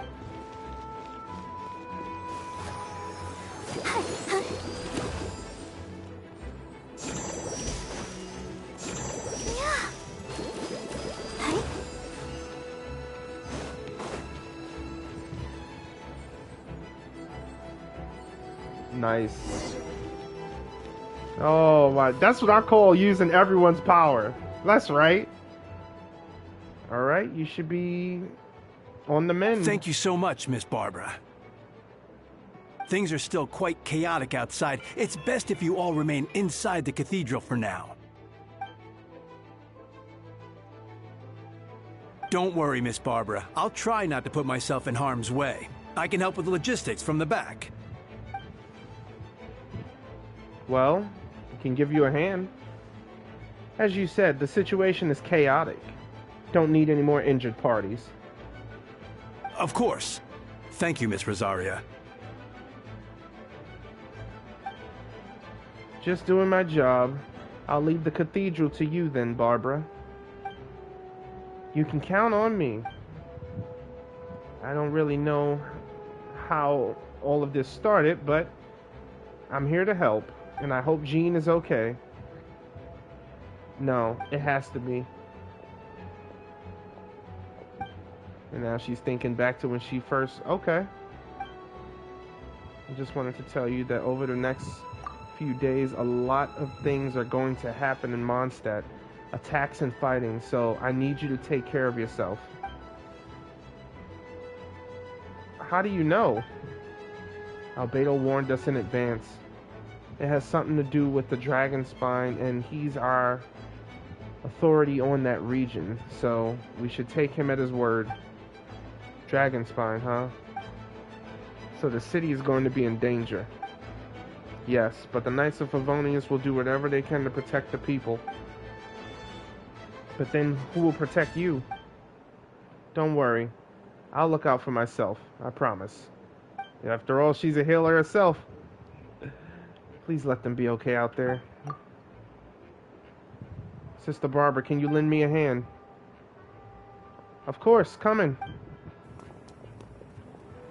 Oh man, I thought y'all was about to say she was another one of the homunculus. Ooh, that's right, Noelle. Let's go. Don't look like you're so unlucky, Bennett.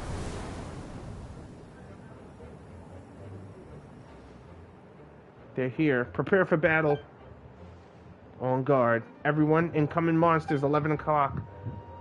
Looks like we got 25 Hilichurls, 2 Blazing Axe Metachurls, and a bunch of different ones. Prepare elemental countermeasures. Roger that.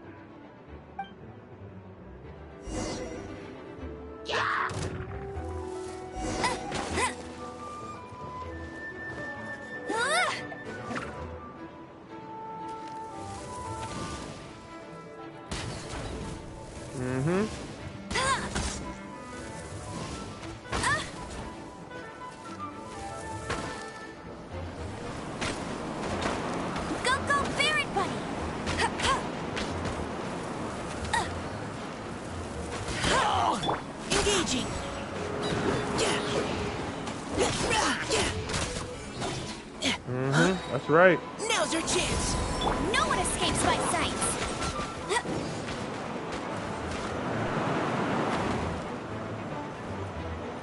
I'll race you there. we got more. Why is this book not healing her? Okay, it did. Finally. Neutralizing threats.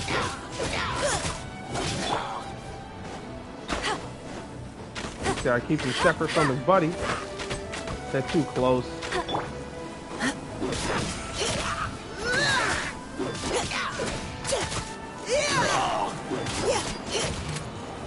Precision strike. I didn't hit a single soul. Bet you can't keep up. Let's keep going, team. No escape. Bet you can't keep up with me.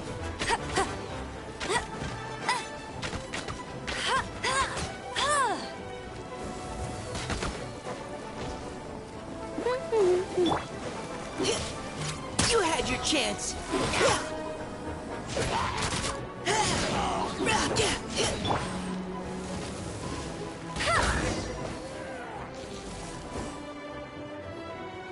All Okay. units are now in position. Hertha! Oh, jeez, your voice scared me just now. What? Still caught up in the imposter incident? I thought you knew about the plan. Well, after you up and disappeared one day, all Master Jean told me was that you'd be gone for a while on an important mission, and that it'd be better if people thought you were dead.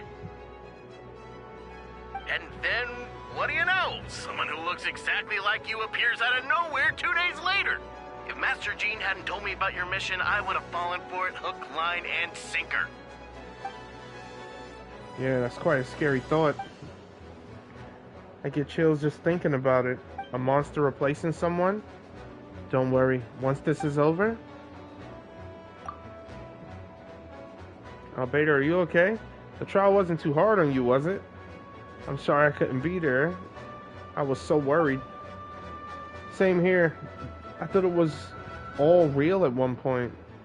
I was in complete shock. So, you didn't know Amber? Then it seems Eula did an excellent job at keeping the situation under wraps. And no need to worry, you two. I'm no worse for wear. That sounds like Eula, alright. She's like an impenetrable wall, that one. You're not getting any secret out of her. Yeah, for sure. She's someone you can really count on. Wait, so how did you decide Hertha should disappear again? After all this fighting, I can't seem to get it straight. It was Kaya's suggestion. He said the plan would work best with someone well known and reputable without being too high profile. Naturally, Miss Hertha was the perfect choice.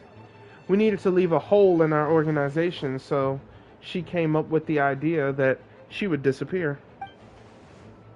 Ah, so that explains the rumor that someone had fallen during a mission, of course.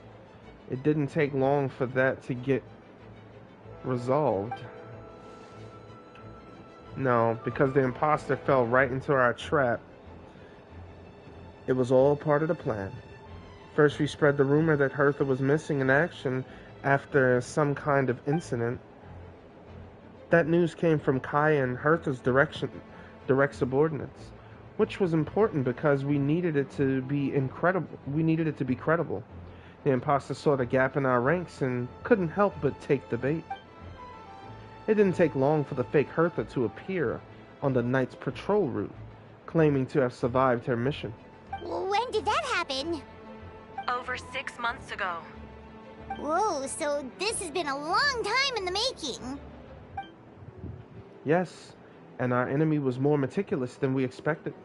Monsters have been searching for Hertha's body in order to protect the imposter's identity, which is a more advanced way of thinking than Subject 2. So, we had to wait long enough to convince the fake Hertha that she had our trust. Furthermore, we needed to give her time to gather evidence against me and convince herself she had enough to strike. But how did the Knight's internal information even reach Durin and his monsters? There's an informant among our ranks. Don't worry, Barbados already tracked her down. She doesn't have his blessing, so she can't hear what we're talking about right now. Honestly, this whole situation almost gave Paimon a heart attack. All those awful accusations in the first trial, and you couldn't even defend yourself! It was all to be expected. I couldn't just reveal the truth. It had to be at the right moment, or it would have given the imposter even more fuel to use against me. She would have demanded to know how I knew about Dragonspine and the monster's disguise. It was a trap, you see.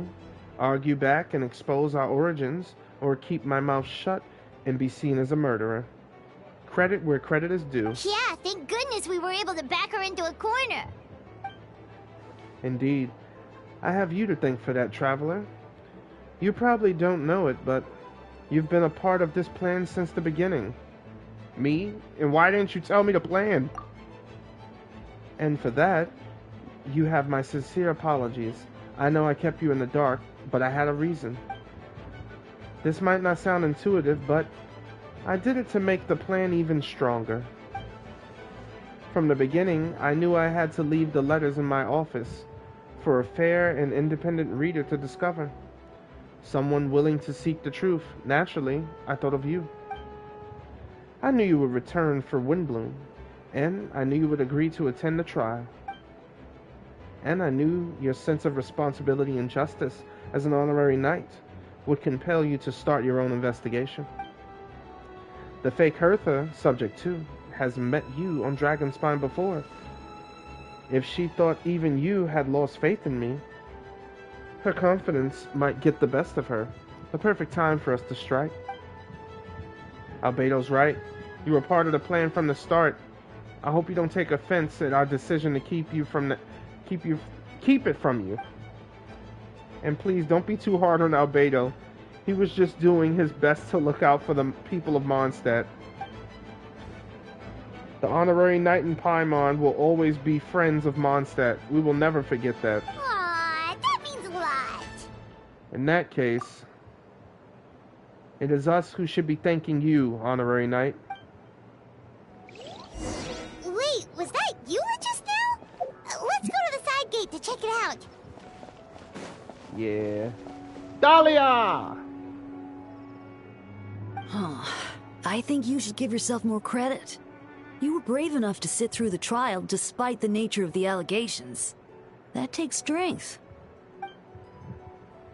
Deacon Dahlia, I didn't see you there. Apologies. Rosaria asked me to come. With Albedo running around protecting the city, she was worried you might be alone. At a time like this, 2 is much better than 1. So let me help.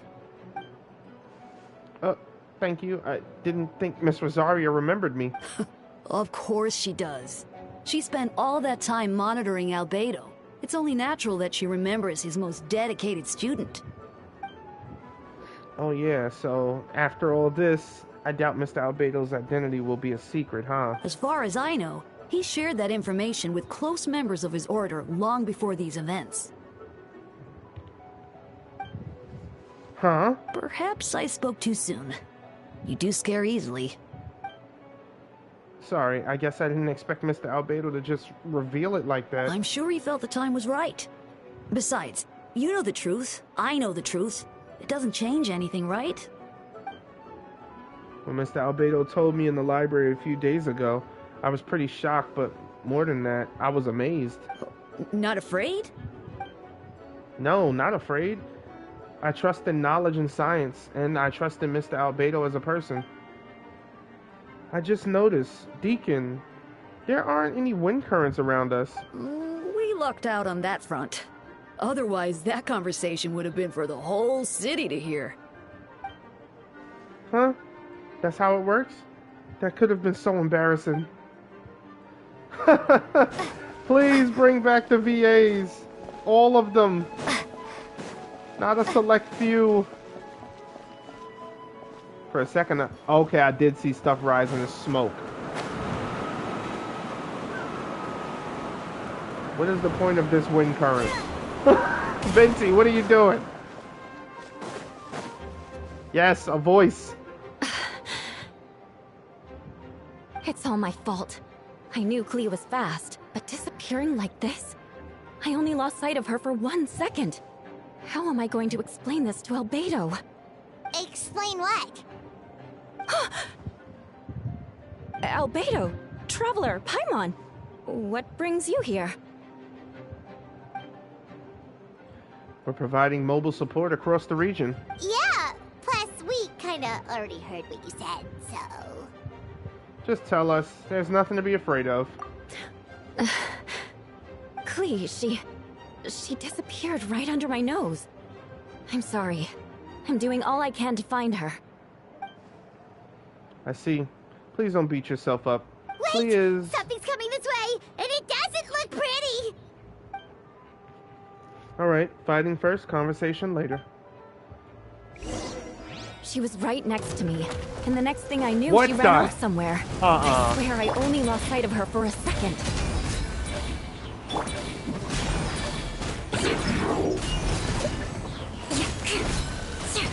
More speed.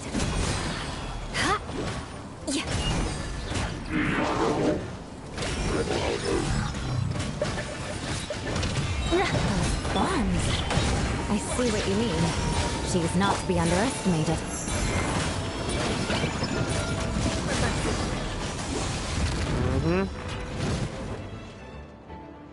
Oh. Great work, Klee. I'll be counting on you to protect Albedo, Eula next you can't time. be serious. No problem. Just leave it to Klee. Are you going on patrol, Mr. Albedo? Camping. Ah, right. The truth isn't suitable for little ears. That's right. So I need to report back to Master Jean to settle my expenses. Of course. I place myself in your capable hands, Spark Knight. It would be an honor. Klee will do her best. I can't even hear her. Oh, man.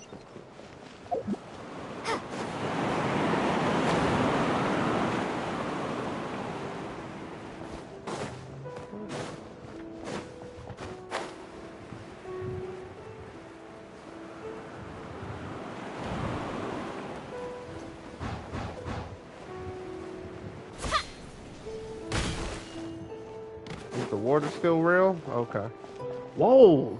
The fountain's drained.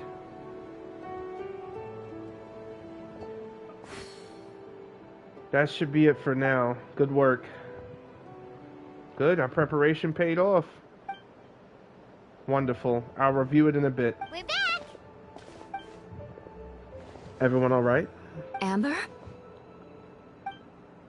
Yep, right as rain. We're back. Klee kept Miss Eula safe. That's amazing, Klee. Eula was so lucky to have you. Looks like we're still missing a few. Reporting back, Master Jean. Mission complete. Good to have you back, safe and sound. This operation couldn't have happened without you all. Our leadership is what made it possible, Master Jean. This has been a busy few days. You should take a well-deserved break. I will, but I believe you deserve one most of all. My work isn't finished, I'm afraid. I have a few loose ends to tie up. Loose ends, of course. We can talk about it back at headquarters, Wristy and Paimon. You should be there too. Alright, everyone who has finished their work should be heading back to their quarters or to the church to get some rest. Want to come with us, Klee? We can drink some tea and eat some freshly baked moon pies. Yes, yes. Oh, man. You know, Klee, yes, yes!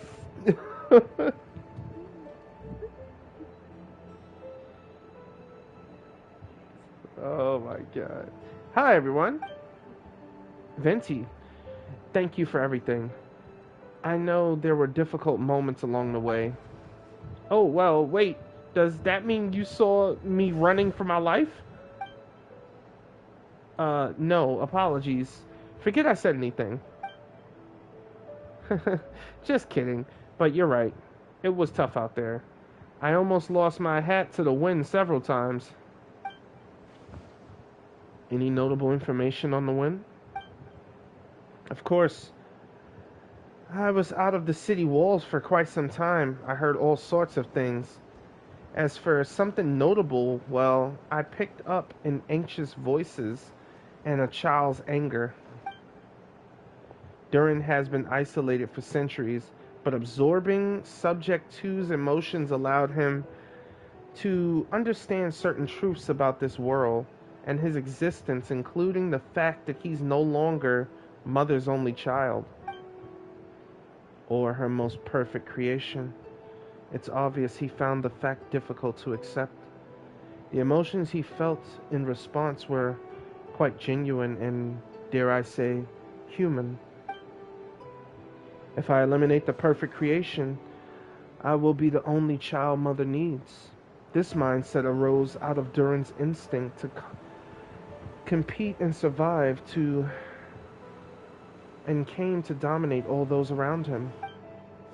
Of course, the absorption of Subject 2's knowledge allowed him to take a more intelligent approach, accusing me of murder.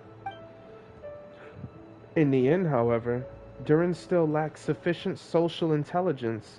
The fact that his army even got this far is a miracle. Oh, no wonder Venti sensed a child's anger through the wind. That same feeling, it's close.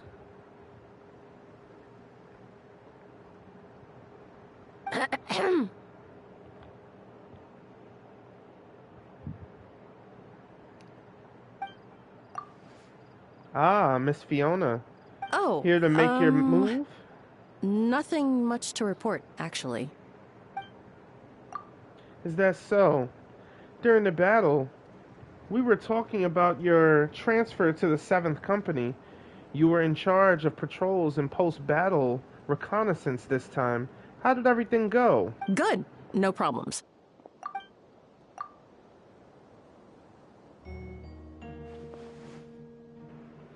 I see. So you don't mind me asking, why did you come from that direction, and why are you alone?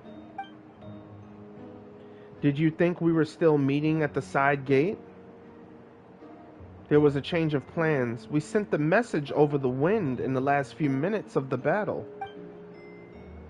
There were a lot of changes during the operation, but I imagine you missed those as well, because you're under Durin's influence, and you have been since your trip to Dragonspine over the 6 months ago.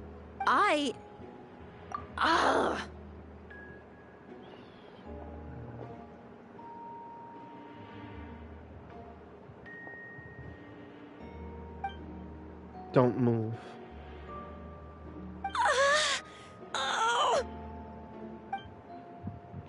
Let's continue this discussion back at headquarters.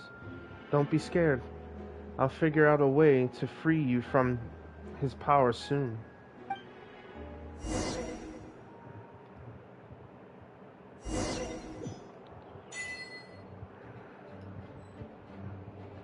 Wow.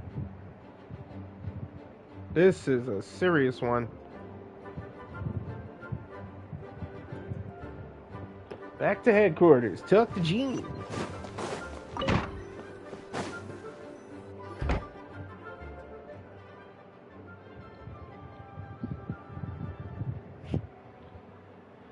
All right.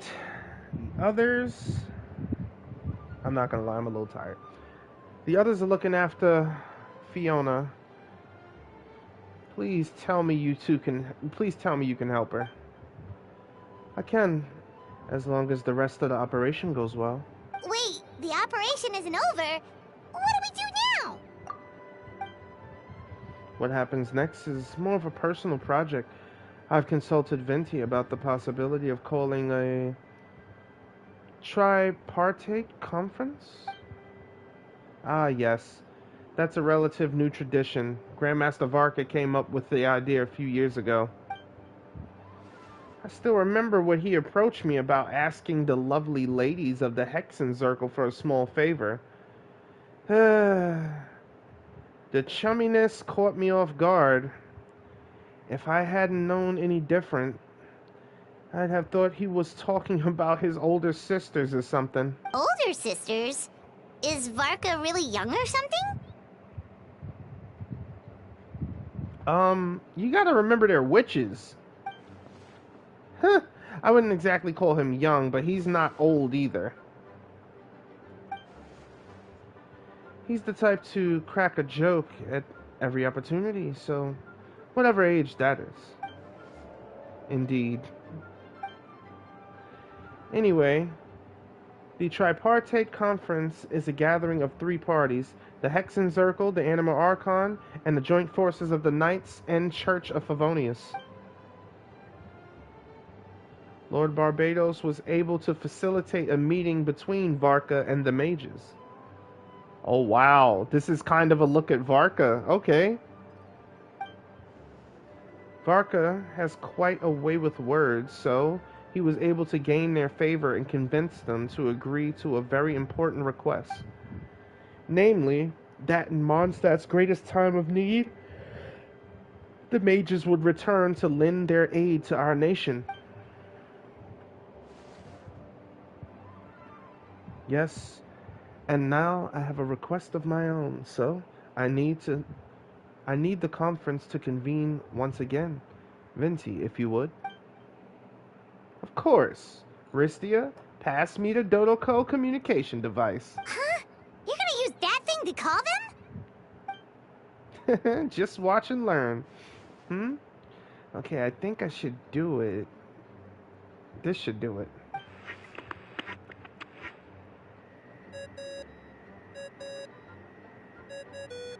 What's that ringing? Is it the wind or something? Hold on. That's not the right voice. Wait. Barbados? Varka? Grandmaster? Oops, I put the wrong number in. Sorry, Varka. You're probably busy right now. But considering I'm surrounded on both sides with a group on my tail looking to turn me into mincemeat, yeah, I'd say so. Yes, well, have fun with that. We can talk some other time. Alright, pass along my regards. Oh, and I still owe you for those drinks, don't I? Just take it from my stash. I keep it in...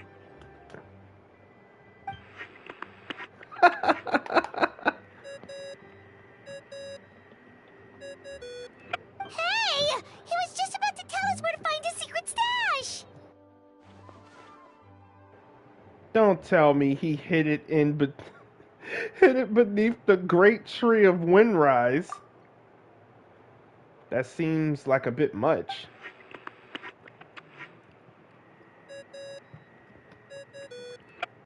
Hello? Who is this? Greetings, Miss Alice. It's Venti. Venti? Nope, it doesn't ring a bell. Oh boy. You're really gonna tease me like that? Fine, it's Barbados. Apologies, just a bit of fun. What can I do for you, dear Barbados? You still remember the Tripartite Conference, right? Oh? And which brave soul is it this time? It's me, Aunt Alice. Albedo, captain of the Knights of Favonius. What is your wish, dear Albedo? I want to accomplish something unprecedented. How unprecedented? Something even your mother Rhine-daughter never accomplished? In terms of technique, no, but in terms of location and materials, yes. Okay, that makes no sense. You've piqued my interest. I'll be right there.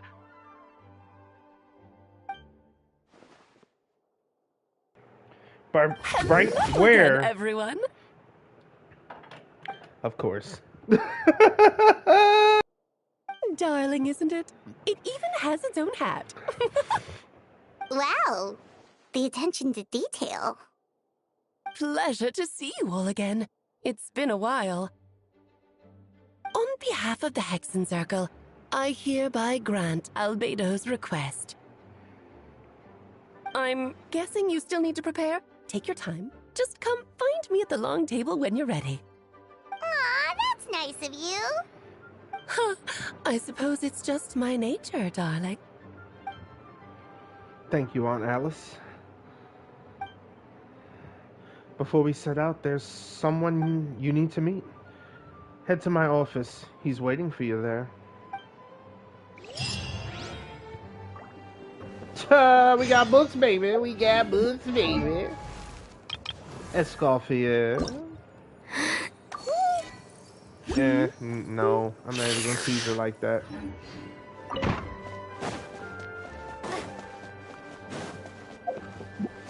He's waiting for us there. It can't be his homunculus, right? Have you ever wondered why Albedo always keeps his office closed? Paimon bets there's a secret snack stash hidden around here somewhere.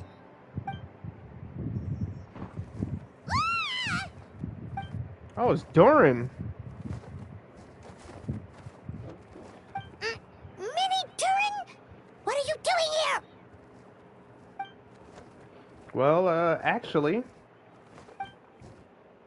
I've kind of been helping you guys in secret this whole time.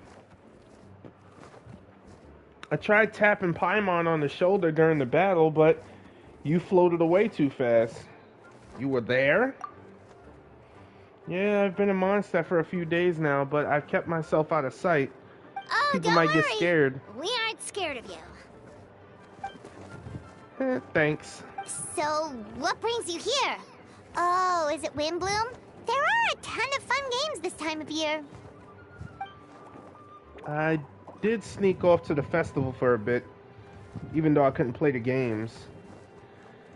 All the people still had a lot, but that's not why I'm here. Albedo made me a promise to accomplish something great together. What do you mean? I'm gonna replace the Durin on Dragonspine. I'm gonna be the one who is revived and brought into this world. Wait, didn't that already happen? You left the storybook world, and now you're here. Sorry, I should be more specific. Albedo said he can use alchemy to turn me into a human. What? Human transmutation. So you're Albedo's intended subject. Yeah, he's been working on it for a long time. And that's what you want, Mini Durin? To become human? I don't know if I want is the right word. I don't even know if there's a right answer in a situation like this. But I do know this. I have just as much right to this name. I don't want to lose to the other Durin. Becoming human isn't as simple as just changing form. I know. Albedo talked to me about it, and he said that Durin on Dragonspine is a lot more aggressive and primitive, almost like a beast. But Mom created me in a storybook. The pure parts of me can balance out the evil parts of him. If I'm honest, I don't know what that would look like if I can still be me once I become one with that part of him. Maybe without a complete soul, there was never really a me to begin with. Albedo said these kinds of questions are normal. We're all just trying to figure out who we are. But I'm afraid of change.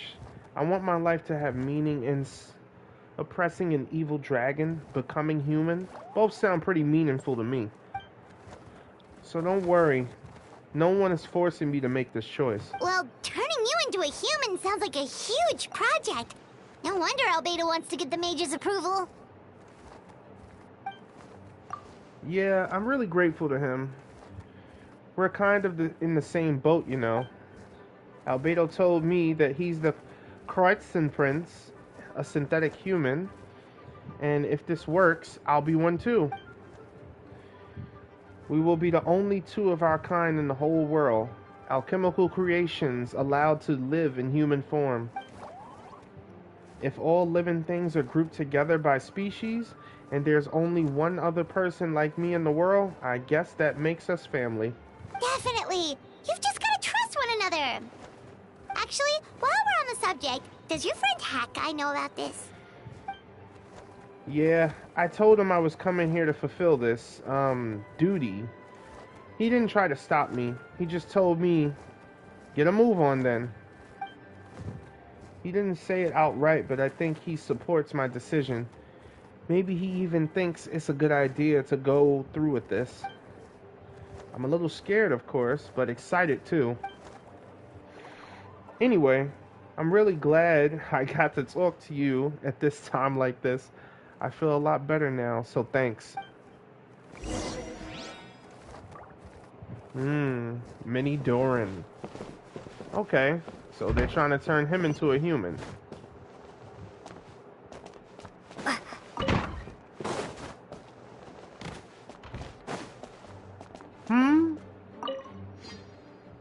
Ain't this literally... Okay. So they're saying this is the long table. No problem. Oh, the Hexenzirkel trial.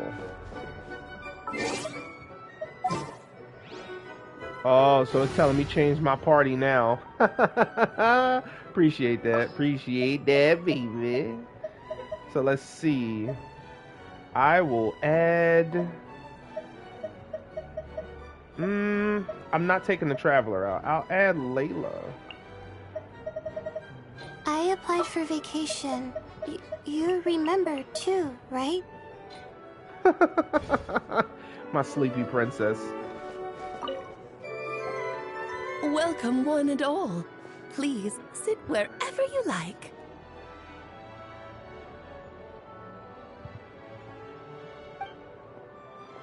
No, so no unspoken rules to be aware of? I don't want to unwittingly part myself down on I highly doubt it. anyone's going to mind where you sit, Lord Barbados.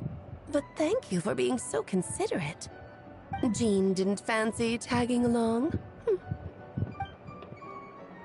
A lot has happened in the city today.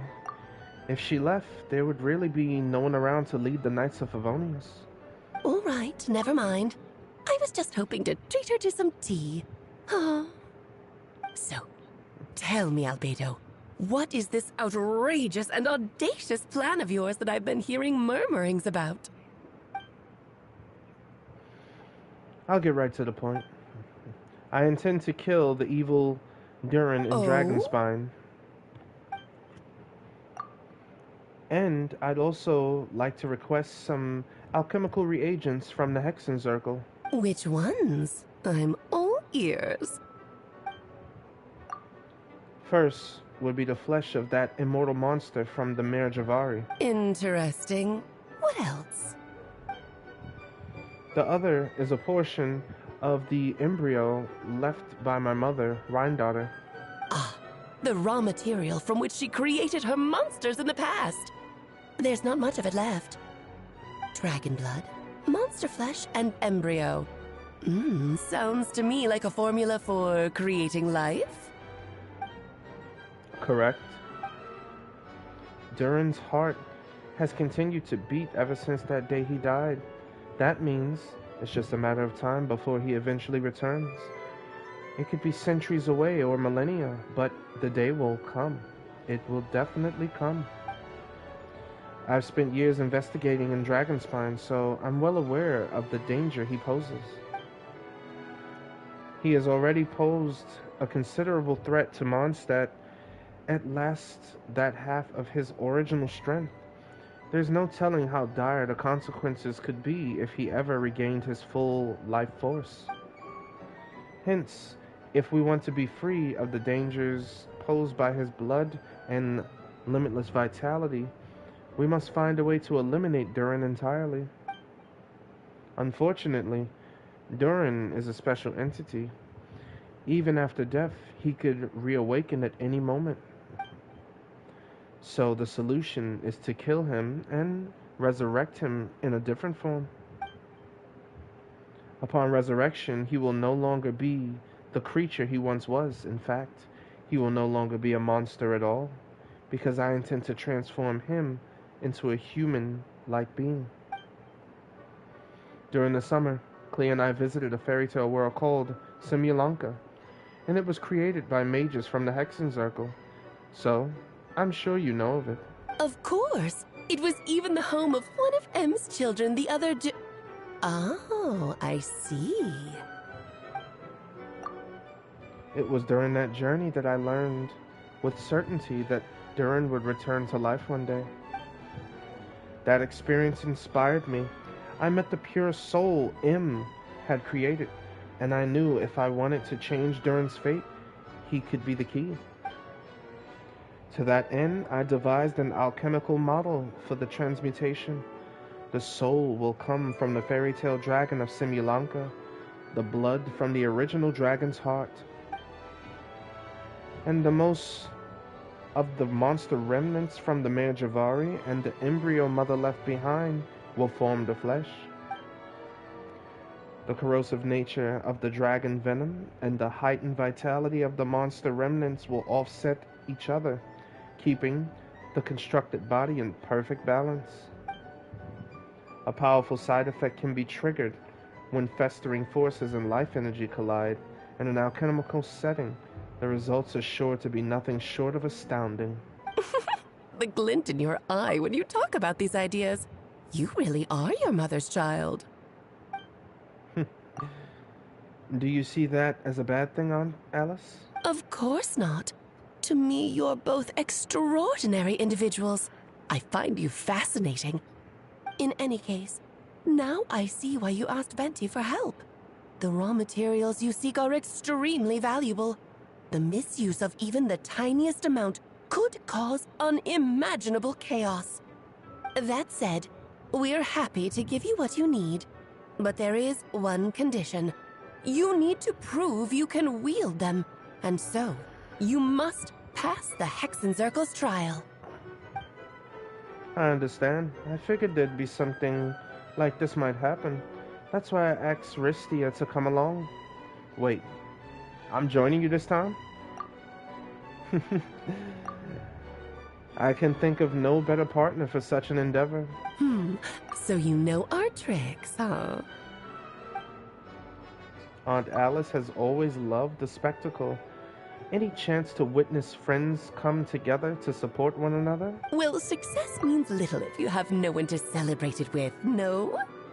Although, I'm afraid dear Paimon will have to sit this one out. What? Why? The Hexenzirkel trials are no walk in the park, my dear. Besides, I already decided on the structure. There's only room for 2 participants, I'm afraid. No more, no less. You understand, don't you, Paimon? Oh, don't be too angry with your dear aunt. Okay. You can turn off the charm. Paimon will stay behind. Thank you for being so understanding. Then, whenever you two are ready, interact with the chessboard on the table. It will guide you through the trial. Then let me make the formal request. Will you go through this trial with me, Traveler? I mean, Ristia? Of course. Let's do this. Are you ready, Ristia?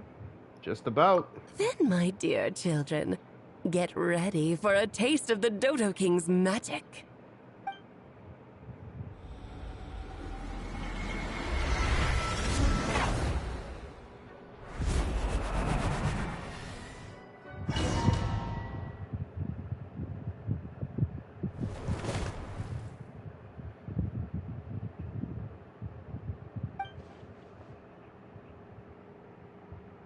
We've shrunken down to chest-sized pieces. Take extra care of yourselves, okay? What is it? Nothing. It's just Paimon's voice is even louder than usual now that I'm this size. She's always so energetic and lively. Nothing can dampen her spirits. Don't worry. You'll be back with her again in no time. You sound pretty confident, Albedo. Aunt Alice, I didn't realize you'd be personally conducting the trial. Well, since your mother has to recuse excuse herself. Who better than I to put your abilities to the test? I have prepared quite a riveting new performance just for you two. See? Defeat them in battle. Prove to me that you have what it takes to achieve your goal. Swashbuckle your way to victory like gallant fairy tale heroes. I guess we can only use these two for now, and then... Oh, never mind. Floaty, floaty! A little amuse-bouche!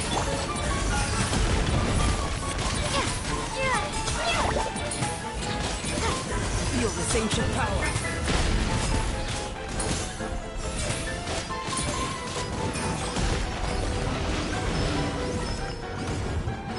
Oh, nice, nice. I like that.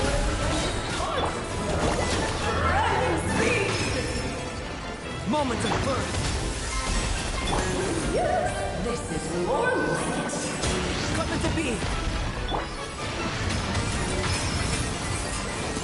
Oh, come on. Okay. Oh, that does nothing? Okay. A great undertaking.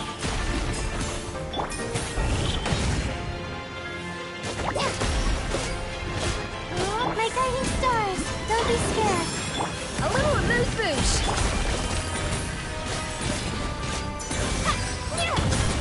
Feel this ancient power. Okay, come on, come on, come on. The night is cold. Off to the freezer.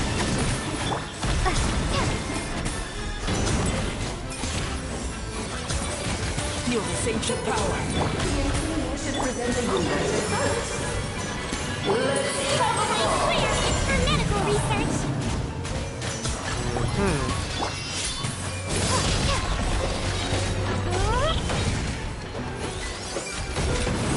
my great undertaking. Not now. Get the other one, get the other one. Here we go. Cole, referring to command.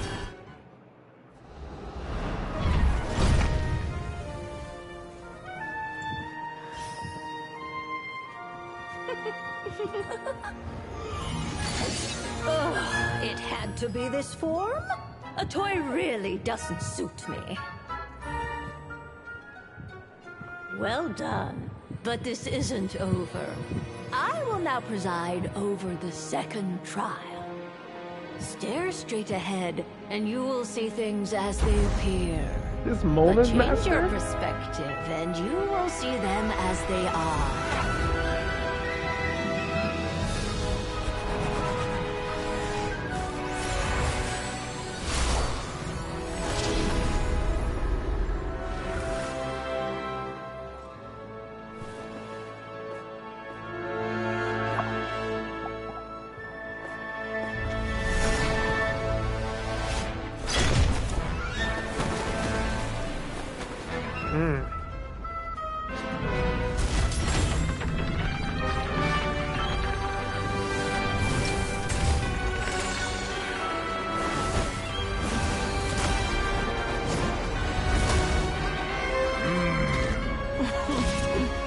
The trial awaits.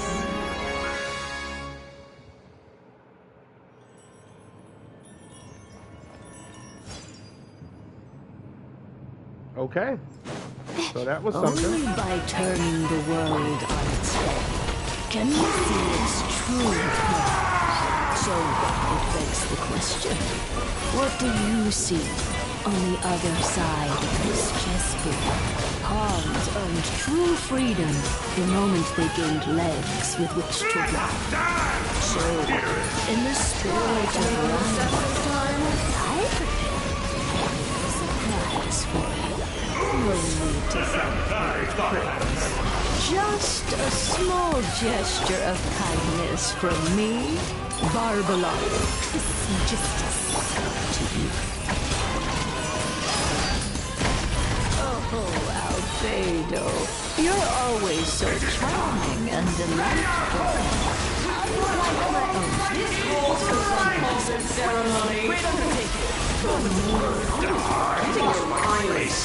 Where were we? Stars, shine through. Don't be nervous. Just relax. Let us dance, my dearest! Try to remember to step this time. Oops! I thought I had memorized. Burst forth.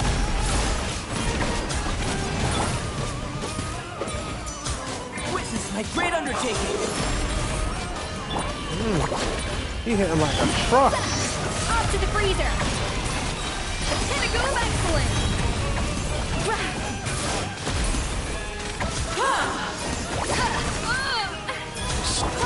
Witness my great undertaking. A symphony of cannon fire! Just don't get stuck in the barrel. A little amuse-bouche. And now, towering return to form! Witness my great undertaking. You might be a little quick. Oh no! Not now. Sorry, my dear. A dash of frost. Witness my great undertaking. The curtain call has... Yeah. That was awesome. Yes, very well done. We did it. Oh, they've grown up so fast. I'm so proud. Really? Well then, I'll leave you to debrief the others about today's events. Huh? You're leaving already? You did marvelously today. I'm thrilled for both of you. And should you feel the need to gloat profusely to that student of mine so she knows to up her game, be my guest. She's bold as master, Lovely right? tea party. But that'll do me for now. Until next time, my dearies. You're just going to up and leave? Barbie? You'll have to forgive Barbalov. She's always on the move. And she never says where she's going either. I think she enjoys the mystique. But if I had to guess, she's probably going for a walk. She's a very health-conscious individual. Barbie was satisfied with your victory. And so am I. Congratulations to you both. You can come back now. Oh, whoops. I need to turn you back to normal first, don't I? Yeah, please don't forget that. You're finally back. Great job. You made it all look so easy. Nice to have you back safe and sound. Now time to relax and switch off. You've earned it. Thank you. Felt pretty good to beat that trial. Once you've rested up, let me know when you're free. We'll head to Deal with the Dragonspine. dragon of Dragonspine, right? Indeed. The sooner we deal with Durin, the better. Wow. A Scoffy, yeah. The lady, the myth, the legend. Oh, man. I'm definitely upgrading her normal hits because they're already hitting pretty well. Like, wait. This 1-to-half ratio is okay, but it's not all that.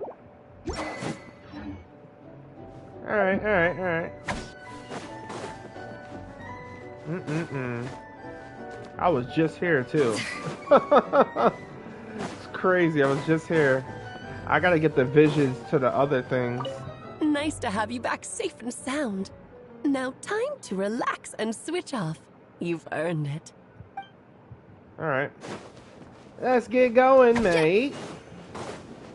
Oh, head to Dragonspine, huh? Alright, let's go.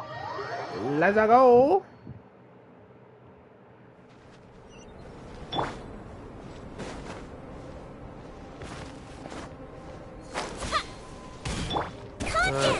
Yeah, please.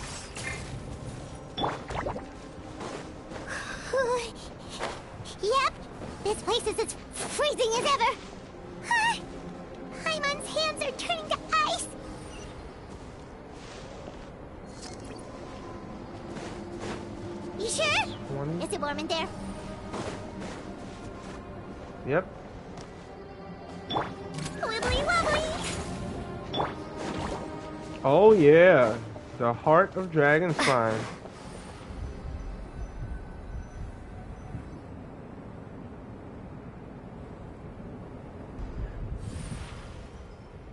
We've arrived. Sorry, Paimon.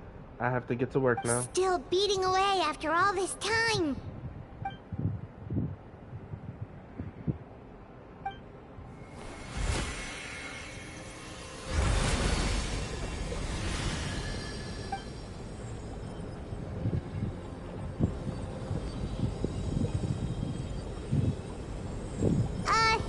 May Paimon ask a question?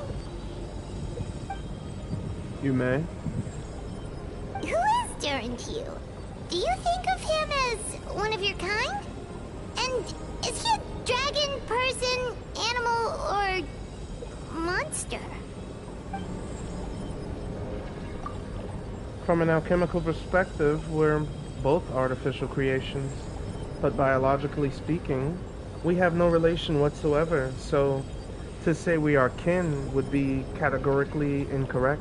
Sounds like you prefer humans to dragons, then. It's not so much the matter of preference, rather, as things stand, I would say I belong to the class of human, albeit in unique category thereof. But then again, most forms of life in this world possess some unique traits. I am perhaps the most unique among humans, and that fact, I am the only one of my kind, but soon there will be another just like me, assuming this alchemical project proves successful.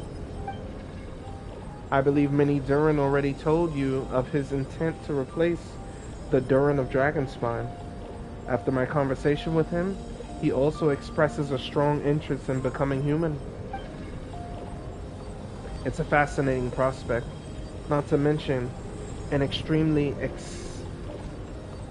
challenging one, but I understand why he came to that decision. Do you see him as an act of creation? Well, understood in the broadest sense, this project deals with both the past and future and stands to profoundly impact many lives. That primarily is what makes it worthwhile. Helping Mini Durin become who he wants to be is secondary consideration, though still a meaningful one. By contrast, my personal motivations are nothing so grand and meaningful. I'm just pursuing something I believe in. In my view, the cultivation of life, which the world cannot generate, indigenously is the cultivation the world itself. Whatever aids life in attaining a greater level of perfection improves the world by doing so.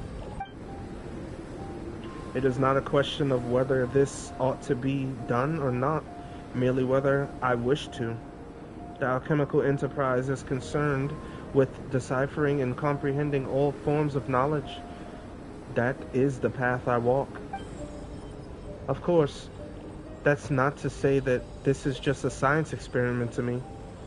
Anything that affects Mondstat, I approach first and foremost as a member of the Knights of Favonius.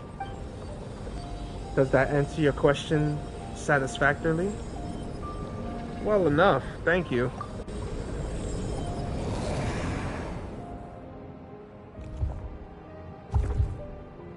Finished. Looks like a golden energy has encased the dragon's heart. The whole heart would be too big. I don't need that much. Instead, I've just removed the core. The rest of it will soon lose its vitality completely. This time, Durin's body should finally die for good. Wait, but in that case, what's gonna happen to the fake Hertha? And what about the people who fell under Durin's influence? The Knights will keep an eye on them, but as far as I'm concerned, Eliminating Durin's influence on the citizenry and creating a new Durin through alchemy are one and the same thing. Armed with this heart, I will be able to complete the alchemical array and deal with all these issues in one go.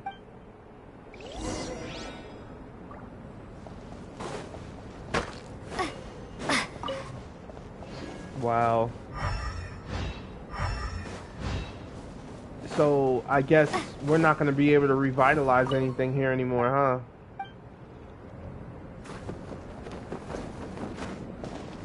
No more revitalized teeth. Oh, man.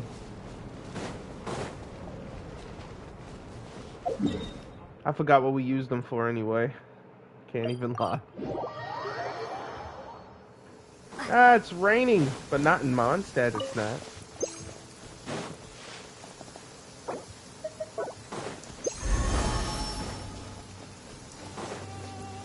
Return to Mondstat.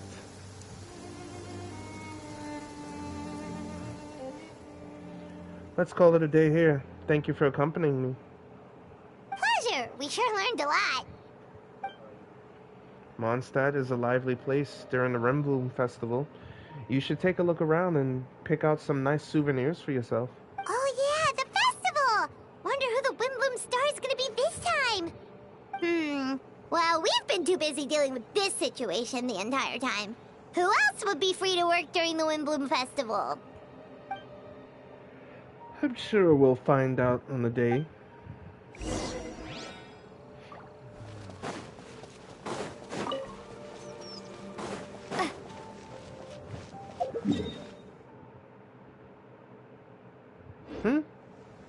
Oh, 2 days later. I'm like, wait, what's going on?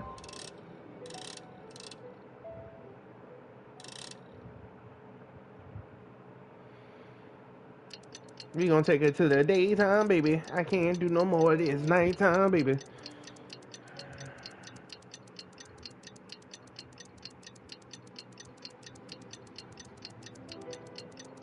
This was a long one. It really was.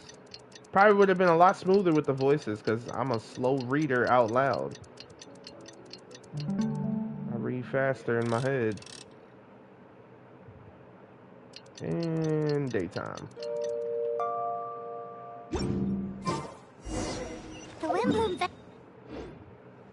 Alright, I already done stopped her from talking. Let me just keep it moving.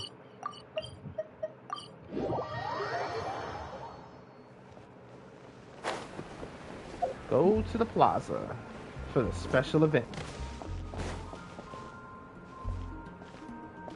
Yep.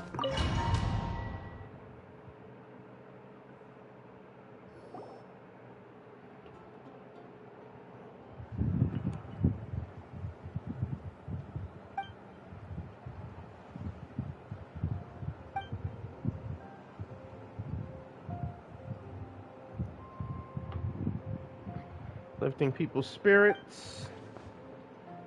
Let us give a round of applause to this year's Windbloom Star, Venti the Bard. Wow! Amazing! Venti! No way, you're really gonna pick me? Why not? You're the perfect person for the job. Alright. Does that mean I get unlimited free drinks? I'm sure they'll be more than happy to support this year's Windbloom Star. In that case, let me swap out the speech for a song.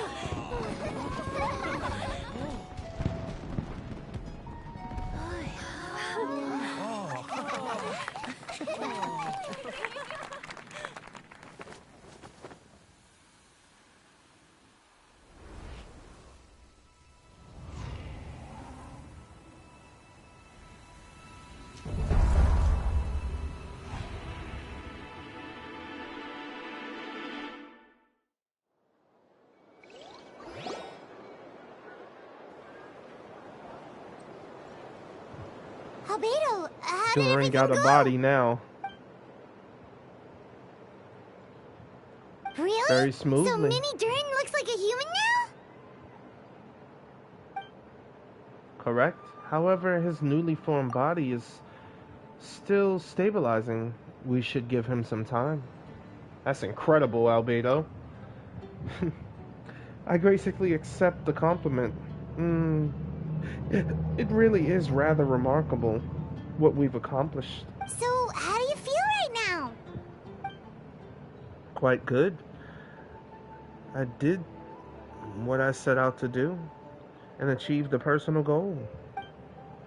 I think even she would have made a rare facial expression had she seen it. She? My master and mother, Gold, Rhindaughter. A long time ago, she sent me to Mondstat with the instruction to complete a task of monumental importance, to find the truth of the world. I had a theory about what she meant, and in time, I was able to corroborate it.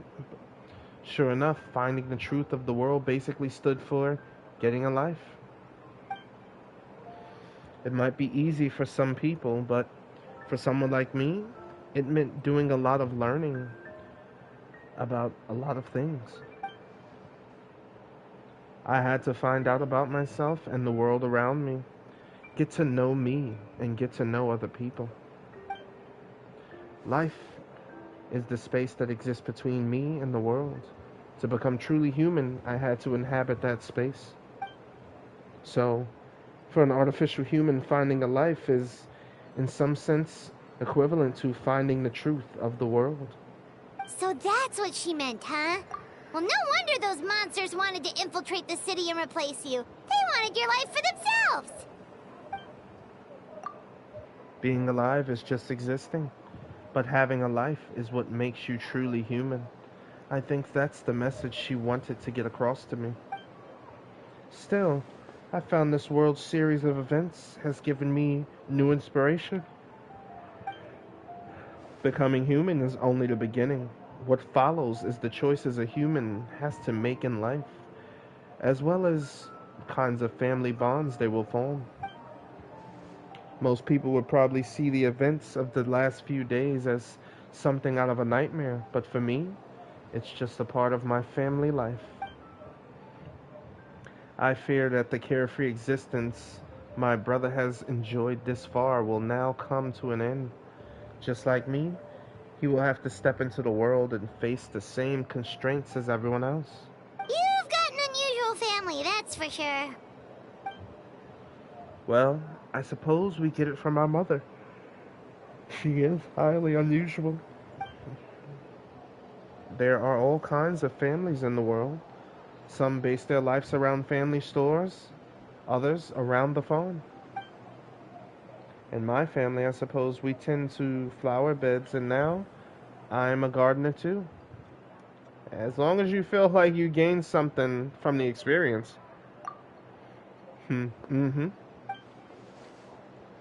Master never showed her face, but if the Hexenzirkel knows what I've done, that means she knows as well, and gave her approval. Since devouring Nabarus, it would seem she has finally found a modicum of peace. And if so, then I am truly happy for her. She didn't always have a penchant for madness, you know. Devouring Nefarious? What's Nefarious? It's the name of the ruler of life. What? Aunt Alice told me about it not too long ago, but it came as no surprise. I knew Master would do it sooner or later. As the ruler of life, all I truly know is this Nefarious is not gone. Instead, because of Master's actions, she and Nefarious are now one. In any case, thank you so much for helping me during this ordeal, and for choosing to stand by my side through it all. Of course. That's what friends are for. Paimon took the words right out of my mouth, literally. Hearing you say that means more than I can say. I'll make sure to pass along the sentiment when I report back to Master Jean. Oh, so you're heading back to headquarters? Well, good luck with the report. Thank you. I'll get going.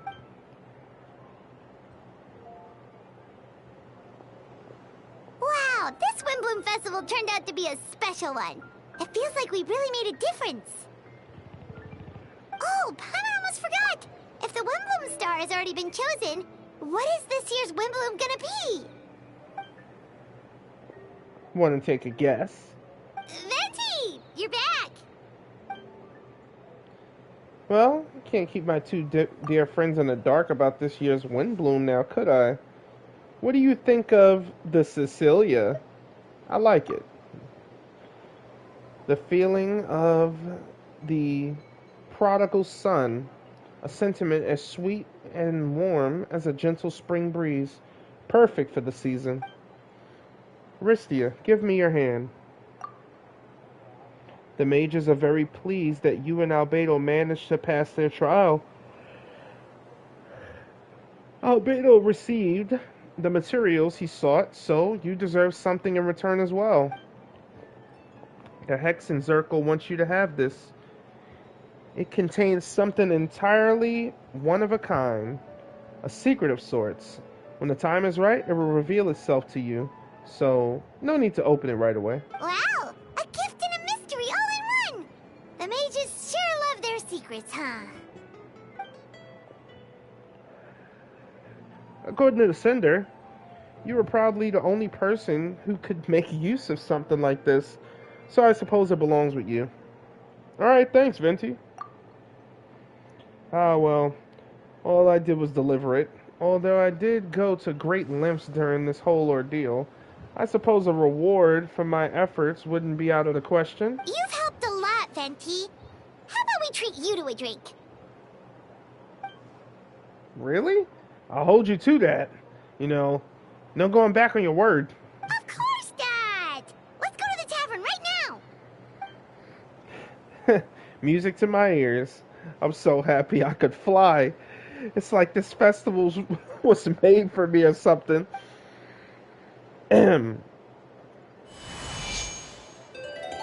no love remains for the songs to tell, the world becomes naught but an empty shell. Cruel is said fate. Okay, yep. I'll just let it play.